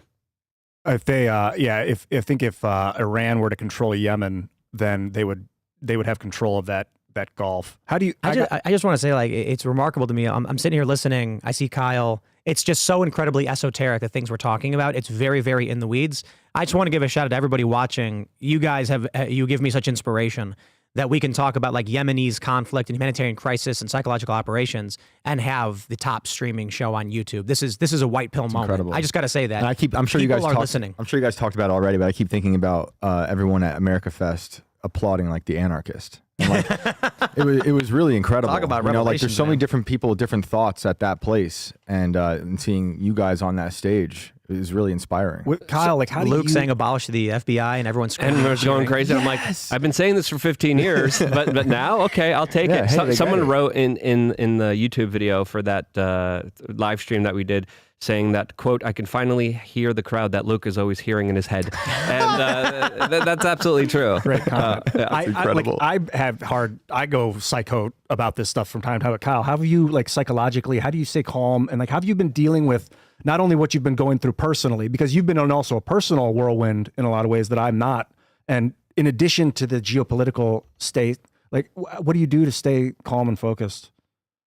You know, I like spend time with my family and dog, my girlfriend, and that keeps me pretty level-headed and sane. But I don't dwell on like what's happening currently on the outside in the world. Like I focus on it, I look at it, but I don't let it keep me up at night Well, because they kind of forced you into it, you know. that too. They did force me into it, but But how did you end up deciding to go out, you know, that fateful night and provide first aid and do what you did? I mean, certainly you had to have seen something happening in the world around you. well, I was down there cleaning graffiti, and then I met with the business owner. And then we talked to them. I offered my assistance to help protect the business. And then he said, we'll let you know later. And then a friend at Nick Smith called and he said, hey, can you come help us protect this business? Me and Dominic Black said, sure. Went down there, protected the business, put out fires, got pepper sprayed. And then I got attacked. So it wasn't even something like where you had been watching the news. I knew what was happening, and I knew it was really disturbing what was happening. Like, they were burning cities down. Yeah. And nobody was really reporting on it. They were saying they were peaceful protests. But this is, I think, a really, really good example. You're probably the biggest example of someone being forced into it. But for a lot of regular people minding their own business, saying, I don't want to be involved, one day they look outside and they see, you know, a guy ramming his car down a parade, or they see people setting fire to buildings. And then whether you want to or not, you're in it. Mm-hmm. Yeah. Look at the walk. That just reminded me. Look how the media treated the, where was it? The Waukesha. The Waukesha parade attack. Exactly. They said it was the car did it. SUV's fault. And I was just like, ridiculous. Why can't the media just report on what is happening, what they're actually doing, instead of just making it look better than it actually is? You know, I'd like to believe that it's because good people are secretly being ruled by a collective of lizard people who have taken human form and are running the media, but that's just clearly not true. It's just a lot of people believe these conspiracies because it's easier to believe than the fact that some people are evil. People don't want to believe that their fellow man would try to destroy everything just for a little bit of power. But if they're conservative, they absolutely railroad them. They put them through these trials, and then they do these cruel and evil things to them. They censor them, and they take away their voice, and they put them on blacklists. Yep. And then if you're a leftist, you're put up on a pedestal, and then he was just having a bad day, or he's look at Twitter recently. I love this. Antifa accounts are getting banned.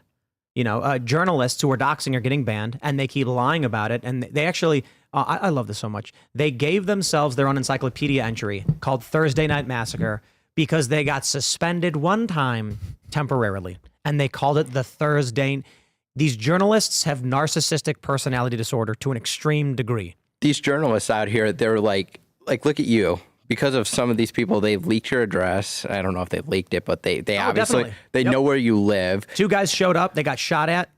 Long story short. Oh, interesting. That's right. These independent journalists, not independent, there's a lot of great, but these journalists out here who are going out spreading false narratives and then complaining that they're getting banned off of Twitter when they're like, look at Elon Musk. Look at that guy who jumped on his car because he got suspended.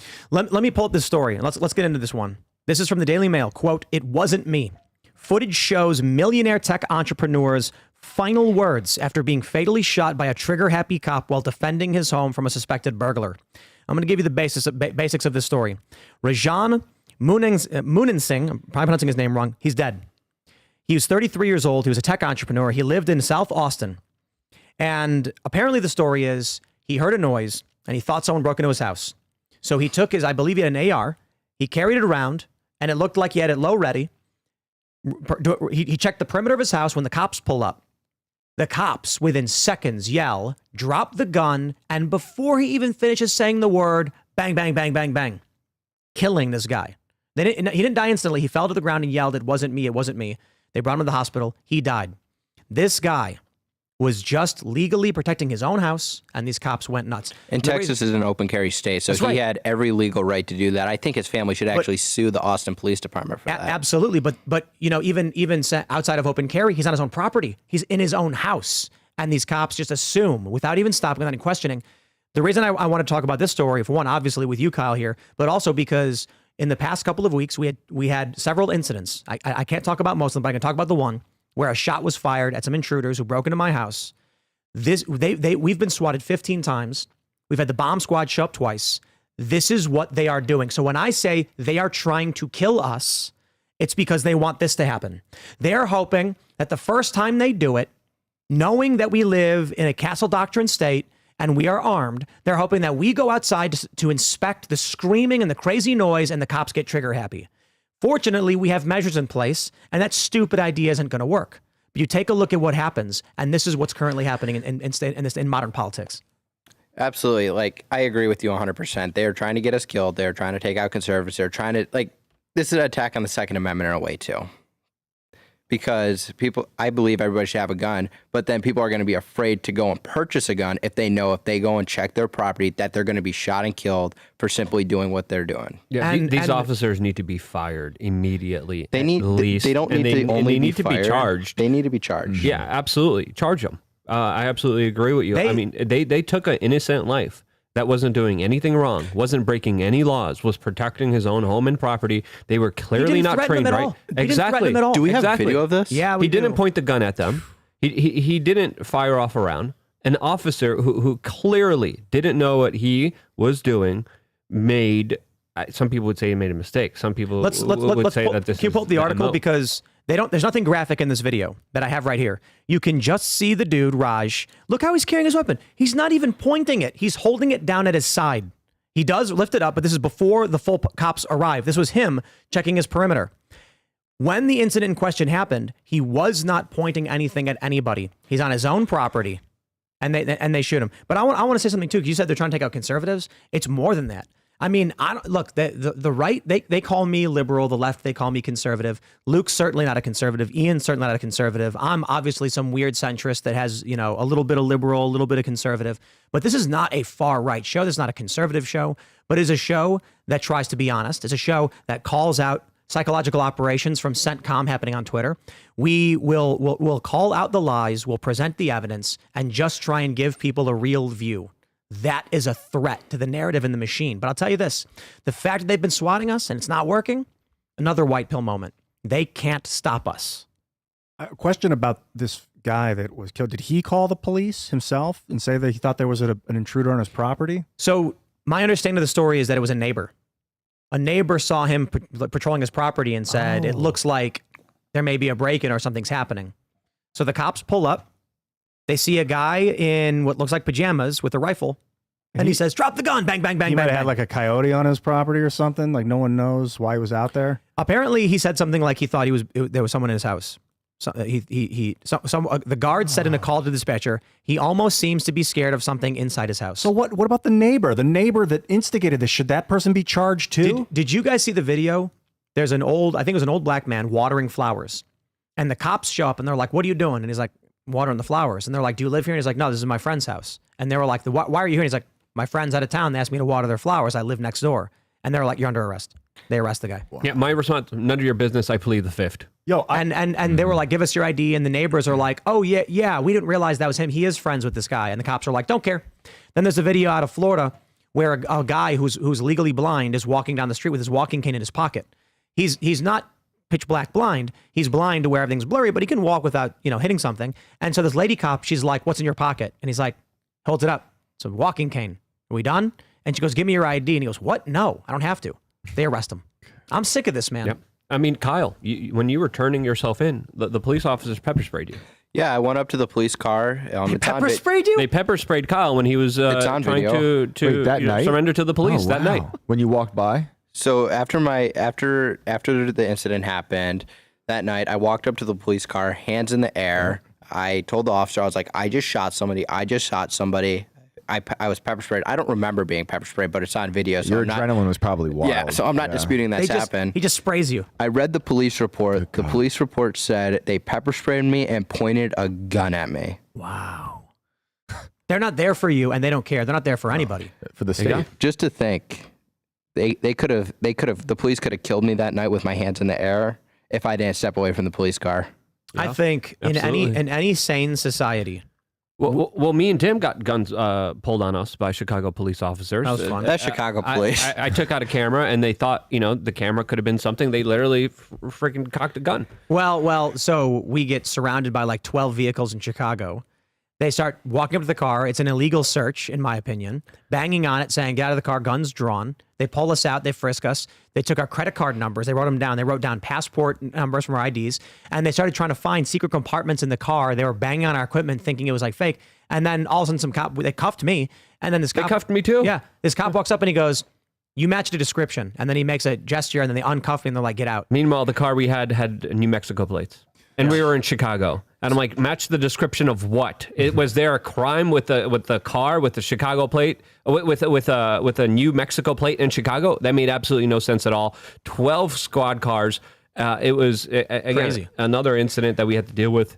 One of many that I had to deal with that is just absolutely draconian and insane. And we need pushback against these officers that are just following orders, doing what they're told. I don't understand people who could back the blue. I don't understand individuals who could still do this after everything that's been happening, to be honest with you. I don't think it's police on their own. I think police are inherently good. I think the law enforcement, I think they go in there to do good things. I'm pro blue.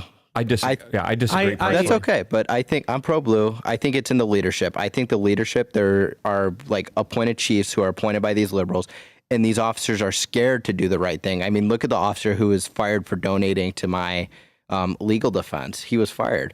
I don't think it's necessarily the officers. I think it's the sergeants who are maybe like sucking up to the supervisors and people in the department trying to get a promotion, not the officers who are out there doing the right thing on a daily basis. But you're right about the supervisors. But in terms of the police in general, people are people, right? There are good cops, the ones that were defending you.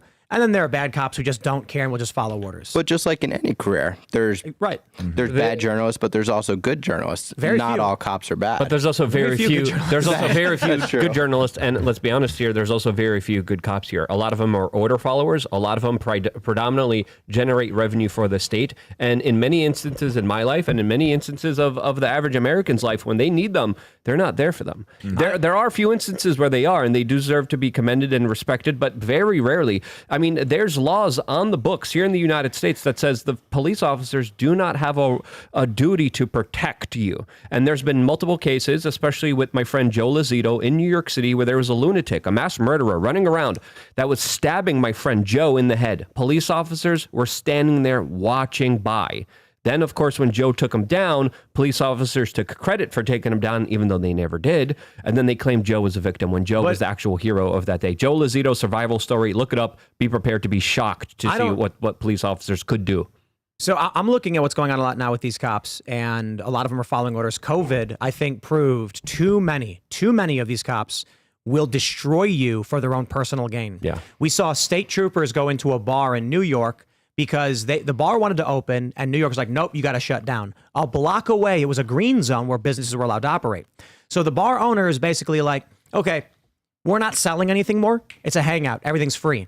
So the local cops were like, I'm not going anywhere near this. You'll destroy my life. My neighbors will get mad at me. So they called in state troopers to come and block the doors. And those cops were like, don't know, don't care. You can't live your life. Kyle, yeah, but I want to make sure I say this too, because it's not fair to only highlight the bad. I do want to tell a story of when I was in Chicago and some guy tried mugging me, and out of nowhere, 3 cops popped out and grabbed this guy and slammed him into an iron fence. And this is like a 55-year-old fat white cop with gray hair grabbed the guy by the collar, spun him around, slammed him into a fence, and screamed, "Not in my town!" in his face. Then they asked me if I was okay, asked me to file a report, and they legitimately popped. That was a rare experience for me, but I don't want to sit here and just be like, all cops are bad, all cops are bad. I've had good experiences, but I've had too many bad experiences. They need to not be empowered to make those bad decisions, and when they make bad decisions and when they make bad calls, they should be held responsible for it. And let's be honest, rarely do they ever get held responsible for it. You look at what happened in Uvalde. You look at what happened in Parkland. Police officers there literally stood down. Well, those guys are getting held accountable, aren't they? Like they're getting in trouble, getting criminally charged? Yes, but those are 2 egregious, mainline, big stories that the world has heard of. There's other stories that didn't make the narrative, that didn't make national headlines, where we see this time and time again. As far as Uvalde, you have to fight to get justice in these particular cases. You shouldn't. We should have a system where if someone makes a mistake or someone hurts someone else, they actually get held responsible. There shouldn't be victims' family members in Parkland coming forward and demanding justice for the officers that were just standing by with their hands in their pocket. That's what I'm calling for. Again, judge a person by their character, not by who they are.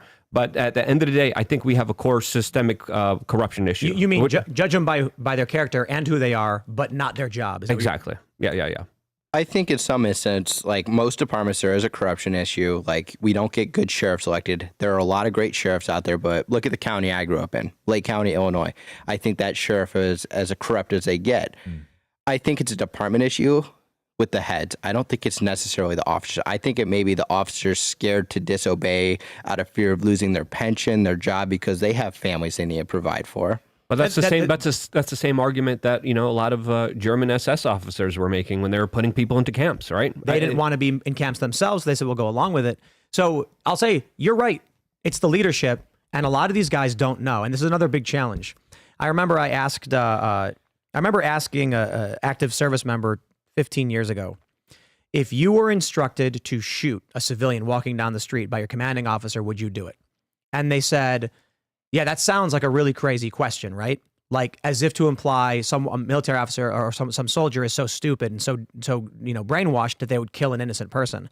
But think about what this means.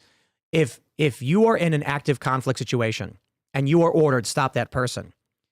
This could be a person armed with a weapon we don't know about. This could be a person who's got a bomb that we don't know about. They're telling you you have to stop them because you trust the people you're with not to hurt innocent people. So this is the issue with police, right? Just sorry to make the point. You got a regular cop who's like 24, 25 years old, and he's told you need to arrest this guy. He's not going to stop and say, well, my superior officer told me I need to arrest you, but I want to hear your side of the story. No, he's going to be like, this guy's dangerous, and they want me to stop him. So I agree with you on supervisors, but there's got to be some degree of pushback with a story like this where the homeowner's killed. That dude should not have just jumped out and shot him. That's not an issue of superior officers. No, I agree with that instance. And you got to think about this for a second. Police officers responding to a lot of these scenes, they're getting told what's happening via radio and a lot of miscommunication. Like they hear it may get lost in the connection. You're talking to 911. They're talking to the person sitting next to them. They're relaying to the officer. The officer's adrenaline's pumping. They're going lights and sirens to get to that situation. They could be hearing there's a man with a gun, this, that, and that. And then they get there. There's a person with a gun. They don't know what's happening. And then it could also be how the officers train. I don't know how Austin PD trains their officers, but... I want to say one last thing before we go to Super Chats, too. Being from Chicago, like when your story was going down, like I knew all these areas. And so I think that provided a lot of good context for us. Because you get this narrative from the left about he crossed state lines. And I'm like, it's like Antioch? It's like 20 minutes. I mean, it's like driving across I go to the street. Costco in Kenosha. Look at it. Yeah. Let's go to Super Chats. If you haven't already, my friends, please smash that like button. Subscribe to this channel. Share the show with your friends. Get in your Super Chats. We'll try to read as many as possible. We got a whole bunch. So I really do appreciate it. Become a member at timcast.com. We're going to have a members-only show coming up for you. Goes up around 11 p.m. Eastern, so we record it after we wrap up here. We do the uncensored recorded version.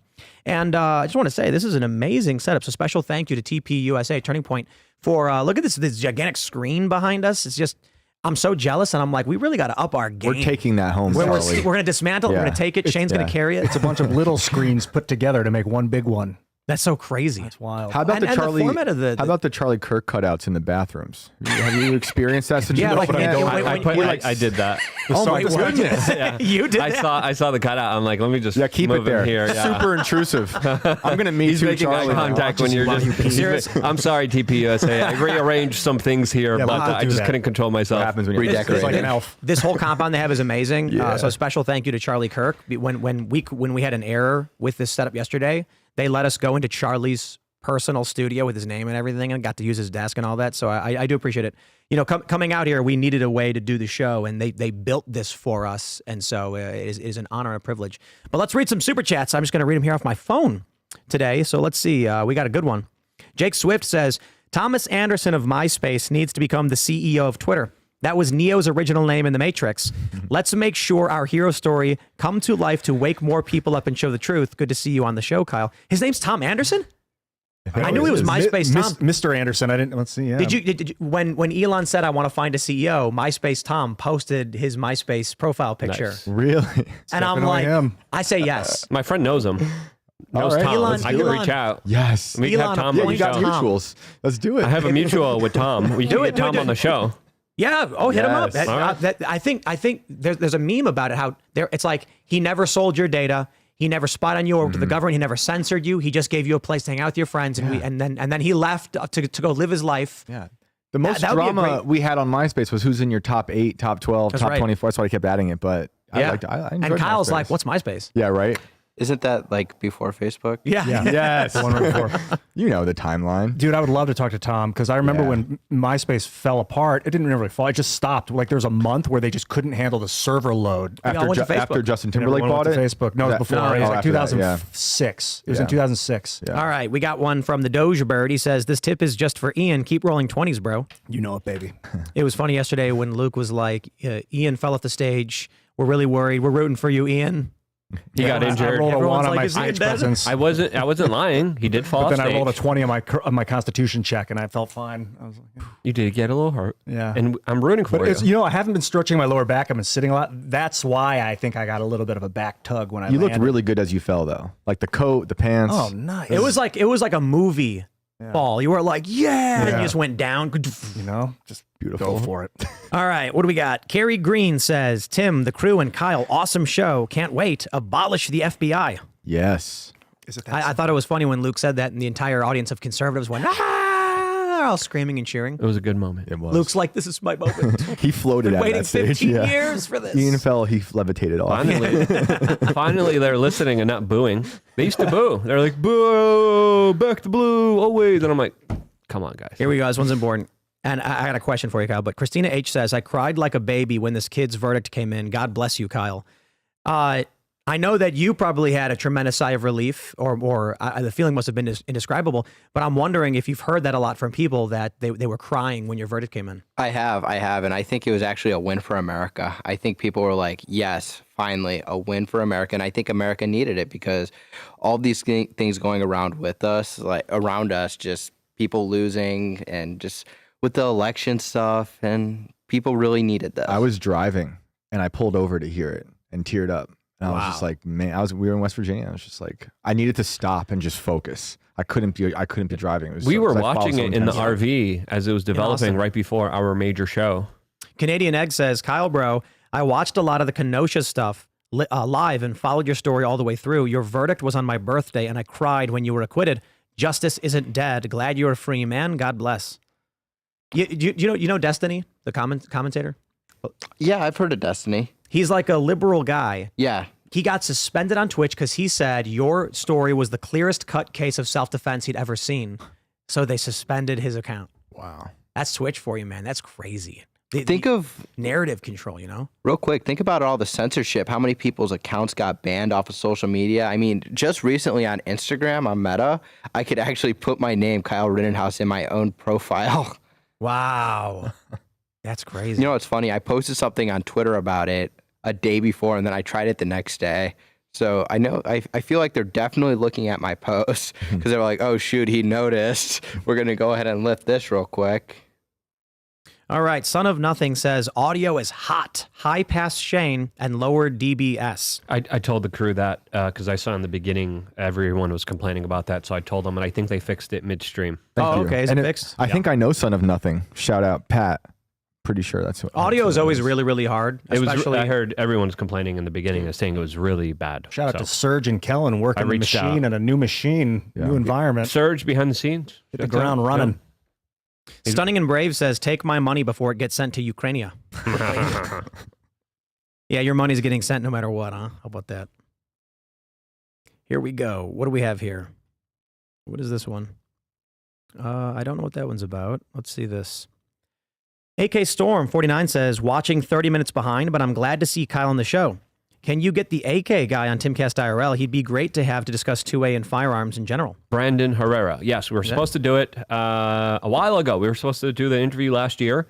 I think something else came up. But you know Brandon. I think you're doing some work with him, aren't you? Yeah, I know Brandon. I was actually just out at the range with him a couple weeks ago. Great guy. He is hilarious. So I went to his place, just like hung out for a little bit. His warehouse where he makes AKs. Oh, cool. He didn't have the AK-50 there for me to see, and I was a little jealous. Yeah, that looks like a pretty incredible piece of machinery there. I'm really excited for these ones. Doc Holliday says, Luke can't control his TDS. Poor sop. Luke's TDS is a severe mental sickness. That's your opinion. That's a personal attack. That's okay. That's what he says every time someone says it. That's fine that you believe that. I like to live in reality. But can we just shout out Kyle Kalinske, who called Luke a Trump supporter? I know Kyle. Come on, man. Like, that's not cool. Kyle's man. really cool. We're gonna have him on at some point. I was talking to him. Like I messaged him after he did that. I was like, bro, Luke has TDS, and he started laughing. And he was like, we talked about it, and he was like, okay. You know, but he because Luke criticized Trump for the NFTs, I guess Kyle thought you were a Trump supporter criticizing him now. I'll be honest. I'm sorry I'm criticizing your savior. Yeah. I apologize that I'm stopping the groupthink. I'm so sorry. I'm breaking your cognitive, what is it, dissonance? Yep. I'm so sorry. Luke is just for the I don't Luke does not have TDS. He just calls out what he sees. I know you pretty well. I mean, he's very objective about stuff, and he gives credit to Donald Trump when Donald Trump does good stuff. Yeah, just like you should with anybody. All right, 01 says, are you familiar with shorting stocks? The banks are shorting the American dollar, borrow big now, run the value down, then pay it off at a discount. Is that what they're doing? What was the first part? They run the value. They're shorting the US dollar. Oh, so many people are right now. Digaboom says, Alex Jones said Epstein was a pawn and did a whole explanation of their operation and his level in the hierarchy, but conspiracy theory. We could do a behind-the-scenes show or like on timcast.com with Alex, the whole episode about Epstein, just get to the bottom of it. Okay. Or go deep. I don't know if there's a bottom. Is he supposed to come on? Yeah, I think we're going to have Alex come out soon.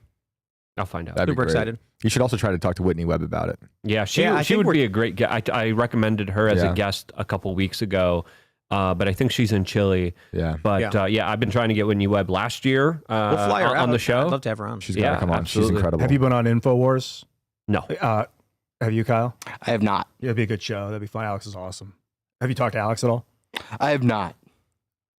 Michael Williams says, lawyer here. Lawyers can't ask leading questions of their own direct witnesses, but they can and do ask leading questions of the opposing party's witnesses on cross-examination. Well, there you go. That's why it's always annoying when cross-examination is just like, did you stop beating your wife yesterday or the day before? You're like, neither. And then they're like, so you're still beating your wife? You're like, that's not what I said. It's so painful, especially like. Did you stop beating your wife? Yes or no? It's a simple yes or no question. Did you stop beating your wife? That's the famous one. And if you're like, no, because I never saw, they're like, that's no, yes or no. You're like, I never, no.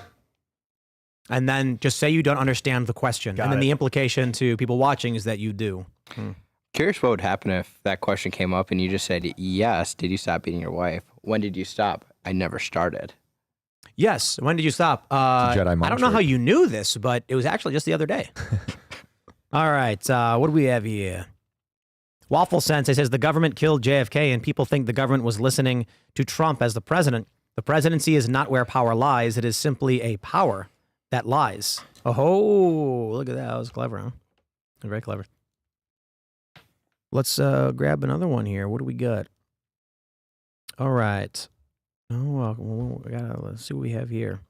Dalamar says they wanted to throw Kyle in jail for life because they wanted to send a message that no one else should ever defend themselves or their loved ones or town in a violent manner ever.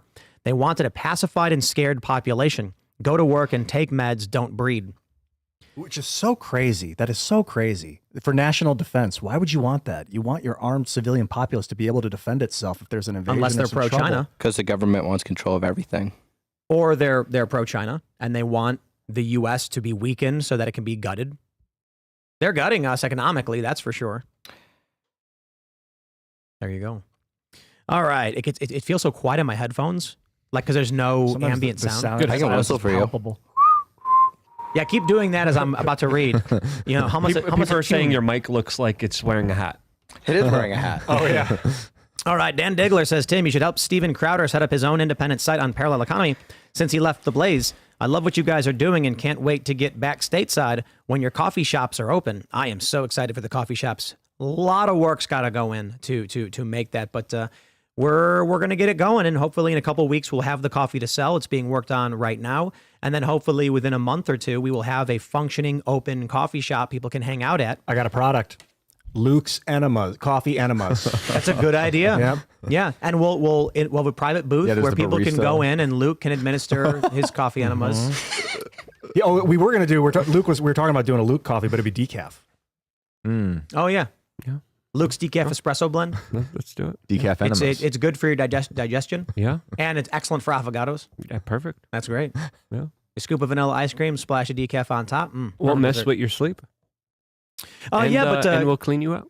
You know, Crowder left the Blaze, and he's launching Mug Club Forever. I just assumed he's doing his own thing, right? That's why he's got his own website. Sounds like. Look, I don't think Crowder needs our help. I want to make movies with you, Steve. Yeah, he's substantially bigger than our show. He's a huge, great dude. very big show. Steve and Dave, dude. Let's do it. Dung is Fun says Disney has been part of propaganda and also racism. Why haven't they been canceled? Watch black and white films and you wouldn't understand. I think people have complained about old Disney. They complain a lot about Disney. Yeah. Just leave me alone says Kyle is getting information overload from you guys. Yes. Did you feel like that? Yes. Yes. It's like we may as well be speaking German. We were going easy too. Just a heads up. I actually think this is really fun. It's very educational.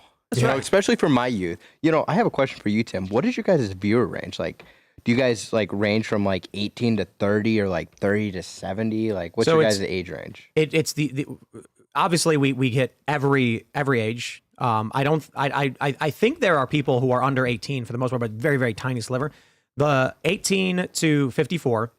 Then there is, I think the biggest is 24 to 35. Then it's, I think 35 or 36 to 54, and then 18 to 24. So that's the dude. So most people, I'd say the average person watching this show is a 30-year-old guy named John. We did meet a few 50-year-old women this weekend who were saying like, we have a lot of 50-year-old women watching you, so they do they're out there. That's my geographics. A lot of older women. Yeah, good news though is that it's awesome. when the show started, it was 90% male. Now it's 80% male. That is extremely good news. Yeah, more women are tuning in to the show. There was one lady that came up to you when I was there, and she was like, 55-year-olds dig you. Yeah. I remember that. And you were making some comments there Gen X, about older ladies there. Kyle, do you wish to expand on those a little bit? What are you talking about? That's for the members only, dude. Come on. I think a lot of older women can identify with feminism as it was, like second wave feminism, legit, like equality of opportunity for people. That's what, and so they see what we're doing. People are putting their age in the chat, so I think that's pretty my. cool. So put your age in the chat just so we could see a awesome. perspective of who's here. Oh, 24, 52, 41, 71. Shout out, 71. rad. And how many of you guys have someone else in the room? 777. Shout out. People to watch the show with their kids. Some Right. people was like, "Hey, my 1-year-old, he looks up when you get passionate. Don't do that anymore." I'm like, "Sorry, bro." That's right. That's I'm why when I getting was in getting Georgia, intense. when I was in Georgia doing the last book, they were like, "You got to tell Tim, like, there's usually like 6 of us in the room watching, so the viewership is like more, you know." Right. It's like right. families are literally watching together, and I saw it happen. Or just people put it on their speakerphones and they're working, doing all this It's- stuff. Look, man, That's what we did on the farm when we were in New Hampshire. We were working on trucks and we just put it on a big speaker, and a bunch of us were working on the truck and listening to the show. I am, whenever I come out and see stuff like what Turning Point is doing, when I went to the Blazes studios, these are really important for me because it's deeply inspirational. And I wouldn't say jealousy is the right word, because I see what they have and I want it. I don't want theirs. I want my own. And so Turning Point has this massive compound. It's insane how huge this is. They're able to like build this entire studio rig with this big screen. And I'm like, we need to be able to do this stuff too. I wouldn't call it jealousy. I don't want theirs. I see what they have and I'm like, this is what we need to build so we can do more shows. We can bring on more journalists. And we've been working on the nonprofit for fact checking and building the browser extension and doing all that stuff so we can start rating news agencies. It's just taken a really long time to file. Then you got to file in every single state. Then we got to do fundraising.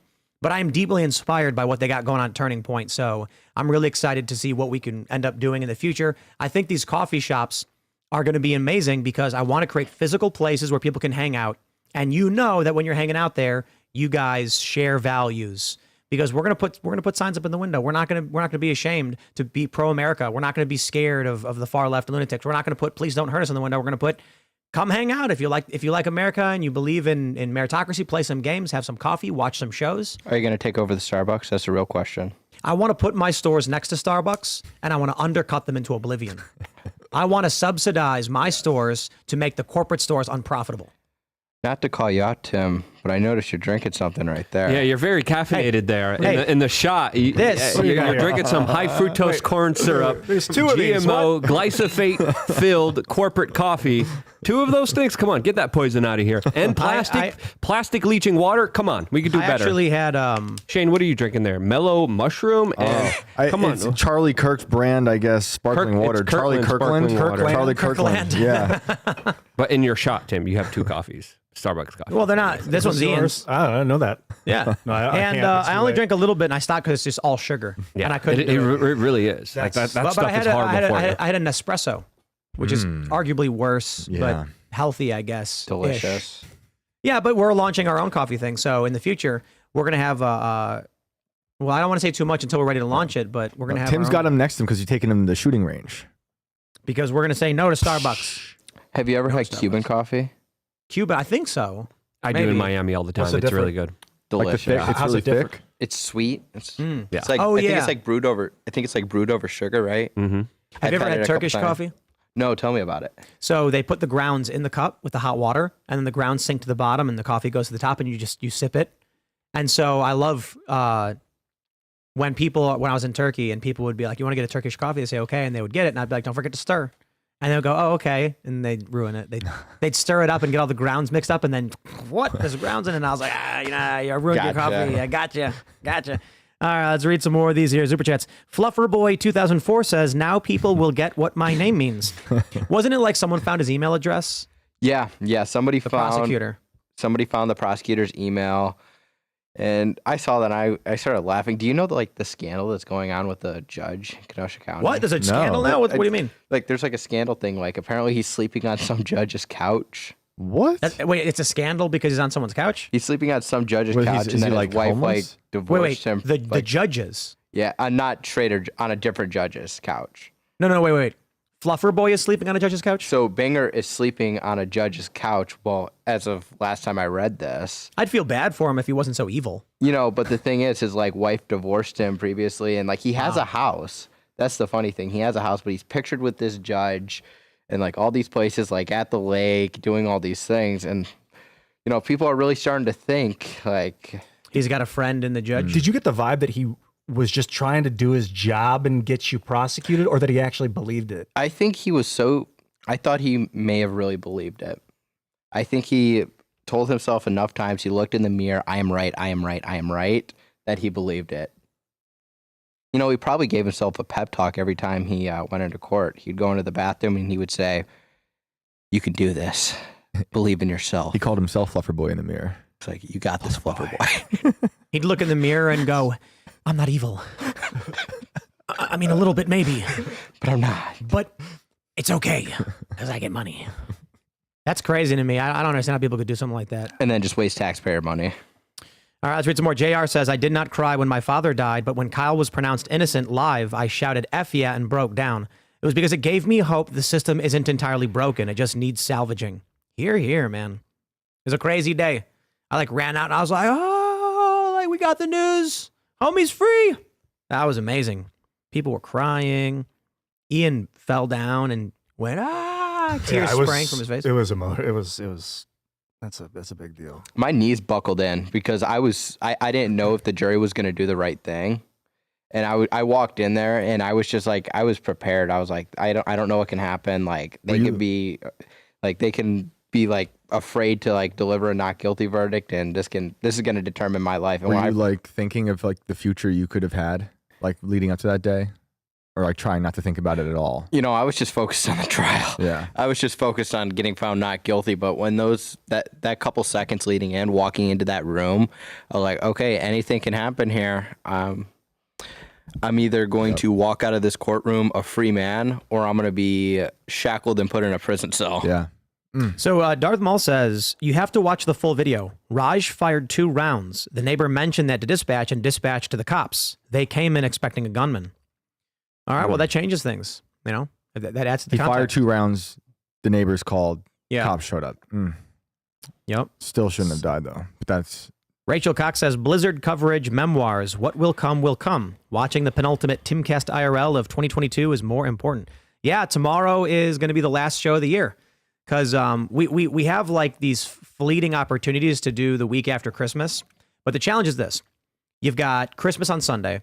And then Monday is when everyone's traveling back. So we can't get a guest to come out on the day they're coming back from Christmas with their family. It's like, instead of flying home for Christmas, fly to our compound when you're tired. And we can't do that. So we were like, okay, we'll try Tuesday. We had a guest canceled saying, guys, I can't travel. Christmas, family stuff. Sorry, I thought I could. Then we had a guest on Wednesday, but I'm like, we can't just do a show on Wednesday and then we're done for the week. That's ridiculous. It would just be like us sitting around staring at the wall being like, well, we can't really do anything. And then ultimately I was just like, guys, should we just take the week off? It's after Christmas. Everyone wants to be with their families. And you got New Year's coming up. Let's just go see our family. It's actually more. How many days will we have? We'll have the whole week after. We'll take Friday off, take all week next week off. And then days after that, you back on Monday? It's like 9 days, I think. It's Saturday, Sunday until then through the next 7 days. And I'll be back on the 2nd Is of it 8 days? January, I believe. That's the longest break you've taken? Yeah. From this show, for sure. Yeah. Are you no, Friday as well. Yeah, 9 days. You're going to keep doing... well, I mean, we took off, we did 2 days the week of Thanksgiving. Yeah. Because same issue. Wednesday was the travel day for Thanksgiving, so nobody wanted to come on the show, and I don't blame them. And I'm like, we could do a show with our employees, but then we're asking them not to go see their families. So I was like, eh. And you came back on Cyber Monday with Yay. Is that what we did? Mm-hmm. Cyber Monday was Yay. I'll say this. In hindsight, if I could go back in time, I would prepare the show, and then I would have Shane take my seat. That would have been joke. epic. No, yeah, you guys are doing fine. We need a Shane Yay interview because you spent time with him and you guys have I think, like I told you guys, I think the camera sometimes just changes people. Changes a lot. But sometimes. Here's what I think. I don't know anything about Ye. Mm-hmm. He was just another guest I was having on the show, and he knew I didn't know or care about his career or anything. Right. But you were a genuine fan who knew so much about him that I think he realized you actually knew what you were talking about. Yeah. I think if you talked to him for 5 seconds as that show was starting, he would be like, okay, this guy knows me. Right. And I wasn't even trying to be like, fawning. I was just like, I see how you apply your career, and I think how you could apply it to politics by deconstructing music and all the stuff that I went to that you can read the article on Timcast. And Media Matters, when they were writing about all of the guests we had, they included that special smear of Ian where they said Ian Crossland is quoted as saying that Ye will save the Jews or something. Yeah, I think that refocusing Jewish people on God is what makes them Jewish. And people are like, no, you're Jewish culturally, but I think you're an Israelite culturally. You're from Jacob, the descendants of Jacob, who's Israel. That's the culture. Then the religion from, They also said I worked for InfoWars. I never worked for InfoWars. No way. Yeah. That's a false statement of fact. Yeah, they're lying about Recently that. they said that? They said it in the article. Oh my. you were with They them, called but not for Dave them, right? Smith a Nazi sympathizer or something, and like Dave's isn't he Jewish? He is. That's so insane. They wrote a hit piece on me last week too. They're really getting us. They called Michael Malice an Newsweek? election denier. Media Matters. Matters. Yeah. They called Michael Malice an election denier.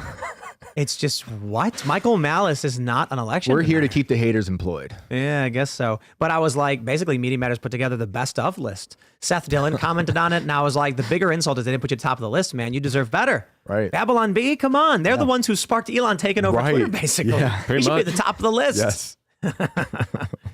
All right, what do we got? We'll grab some more super chats here. A lot of people are just basically saying Kyle's awesome. Robbie Martinez says Kyle is not wrong. Former dispatcher here, and total reform will not happen among police until the brass have retired. Absolutely. Absolutely. So there you go. Or they get replaced with worse monsters that will commit more atrocities on human beings and then follow all the orders and then screw humanity over and then put everyone in the trains and in the camps. That's when we come in and we elect people that are actual good, honest people who are going to to appoint good chiefs, electing good sheriffs. It's our job as citizens to do that and do our research. All right, let's grab one more super chat. Timothy Soto says the omnibus bill has gun control in it and money for the ATF. If they don't read that bill and they vote on it, I think that we should treat that like a felony personally. Agreed. But, they should abstain. They should just say no. Sorry, keep me away from it. All right, everybody, if you haven't already, would you kindly smash that like button, subscribe to this channel, share the show with your friends, become a member at timcast.com, and you will get to watch the uncensored members-only portion of the show, plus our massive library of all the different guests we've had over the past couple of years doing the show. So it is really, really big. It's a big contemporary to the time they were on, the news and everything we talk about. But it's interesting, too, when we talk deep philosophy and things like that. Not only will you get that, you'll also get Shane's Show Tales from the Inverted World. You'll get the Cast Castle vlog. But more importantly, you're basically helping us build the culture and create the things that we think we'll do better. We're going to make these coffee shops. The idea behind this was, how do you create something akin to church for people who aren't religious? How do you create a place where families can bring their kids together, where they can share ideas, where they can organize together and make a difference? Interestingly, Turning Point USA has done that for schools and young people. And I think if we can do these coffee shops, we basically create an idea I had called Saturday Morning Cartoons, where families can come hang out in the morning, bring their kids can watch approved cartoons with good messaging. The parents can meet each other, share ideas. This can create better organizing among the community to push back on this stuff. So I want to have 100, 200, 300 of these physical locations. Becoming a member basically helps us do all of that. So become a member at timcast.com. Smash the like button. You can follow us at Timcast IRL. You can follow me personally everywhere at Timcast. Kyle, do you want to shout anything out? If you want to help me in my civil lawsuit that I'm facing right now, you can go to www.givesendgo.com/Kyle Rittenhouse and leave a message or a kind word, a kind prayer, or donate to help me fight this and take on the left in court again. They're basically suing you over the Kenosha incident, even after you were acquitted. Yes, the family of Anthony Huber. Was he the guy that tried to hit you with the skateboard? Yes. He didn't try, though. He did hit you, didn't he? He did. I do have a dent in the back of my head. Wow. Whoa. That's crazy. Was it givesendgo.com/Kyle Rittenhouse? Yep. www.givesendgo.com/Kyle Rittenhouse. There's another way to help support the movement or individuals is helping support Kyle Rittenhouse, who's still fighting this fight, quite literally. So thanks for coming on, man. I appreciate it. Yeah. Shane, what's going on? I'm Shane Cashman here and online, and I'm stoked to be here, and I hope you support Kyle. I am the author of Tales from the Inverted World. You can watch Season 1 on YouTube. Season 2 is on Timcast exclusively. We got the Tales from the Inverted World book at invertedworldbook.com. And the new book should be out in a bit. And in the meantime, you can also look at the Ye story I published on Timcast. And you're also covering the Kari Lake trial. Yeah. You even got to meet with their campaign. I talked to Kari Lake yesterday. That was incredible, and was in the trial day today and most of tomorrow. So awesome. that'll be out soon too. Cool. Sweet. My website is lukeuncensored.com. By the way, I have an online journalism course on there called Change Media University. I'll send you that after the show. It's free for members. And I also did a very important video on there that is titled, This is Why You Need to Be Strong. It's a very good video. It's going to be a free video for people who are signed up on my email list on wearechange.org. But if you want to watch it now, you got to become a member on lukeuncensored.com. It's definitely worth the watch because you sign up. That's why I'm here. Thanks for having me. You can portal through to any of my social media from iancrossland.net. And again, thank you so much to Turning Point USA. Charlie, thank you so much for inviting us and letting us use your studio. This has been incredible. It's been inspiring. I'm inspired to make videos. I made a video today on my YouTube channel at Ian Crossland. You can find it. And I hope go there, check it out. Hit me up anytime. Thanks again. And I hope you appreciate my rearrangements here. Oh, Serge. How you doing, buddy? Serge been working. Hey. What's Look at up, that. guys? Isn't that Hey, cool? there you go. Hey. Yeah, we were trying to figure out the audio. I think we were just monitoring on the Razer laptop, and it was giving us all this weird echo and stuff. Pulled up my phone, it was fine. So aside weird. from all the initial stuff that I fixed, like the overdrive and all that stuff initially, it seemed like it was fine. So thanks for hanging out with us, guys. We appreciate it. Yeah, so tomorrow will be the one show we did here at TPUSA headquarters that will go off without a hitch. So thanks for hanging out, everybody. Go to timcast.com because we're going to have a members-only uncensored show coming up in just a little bit, and we'll see you all there.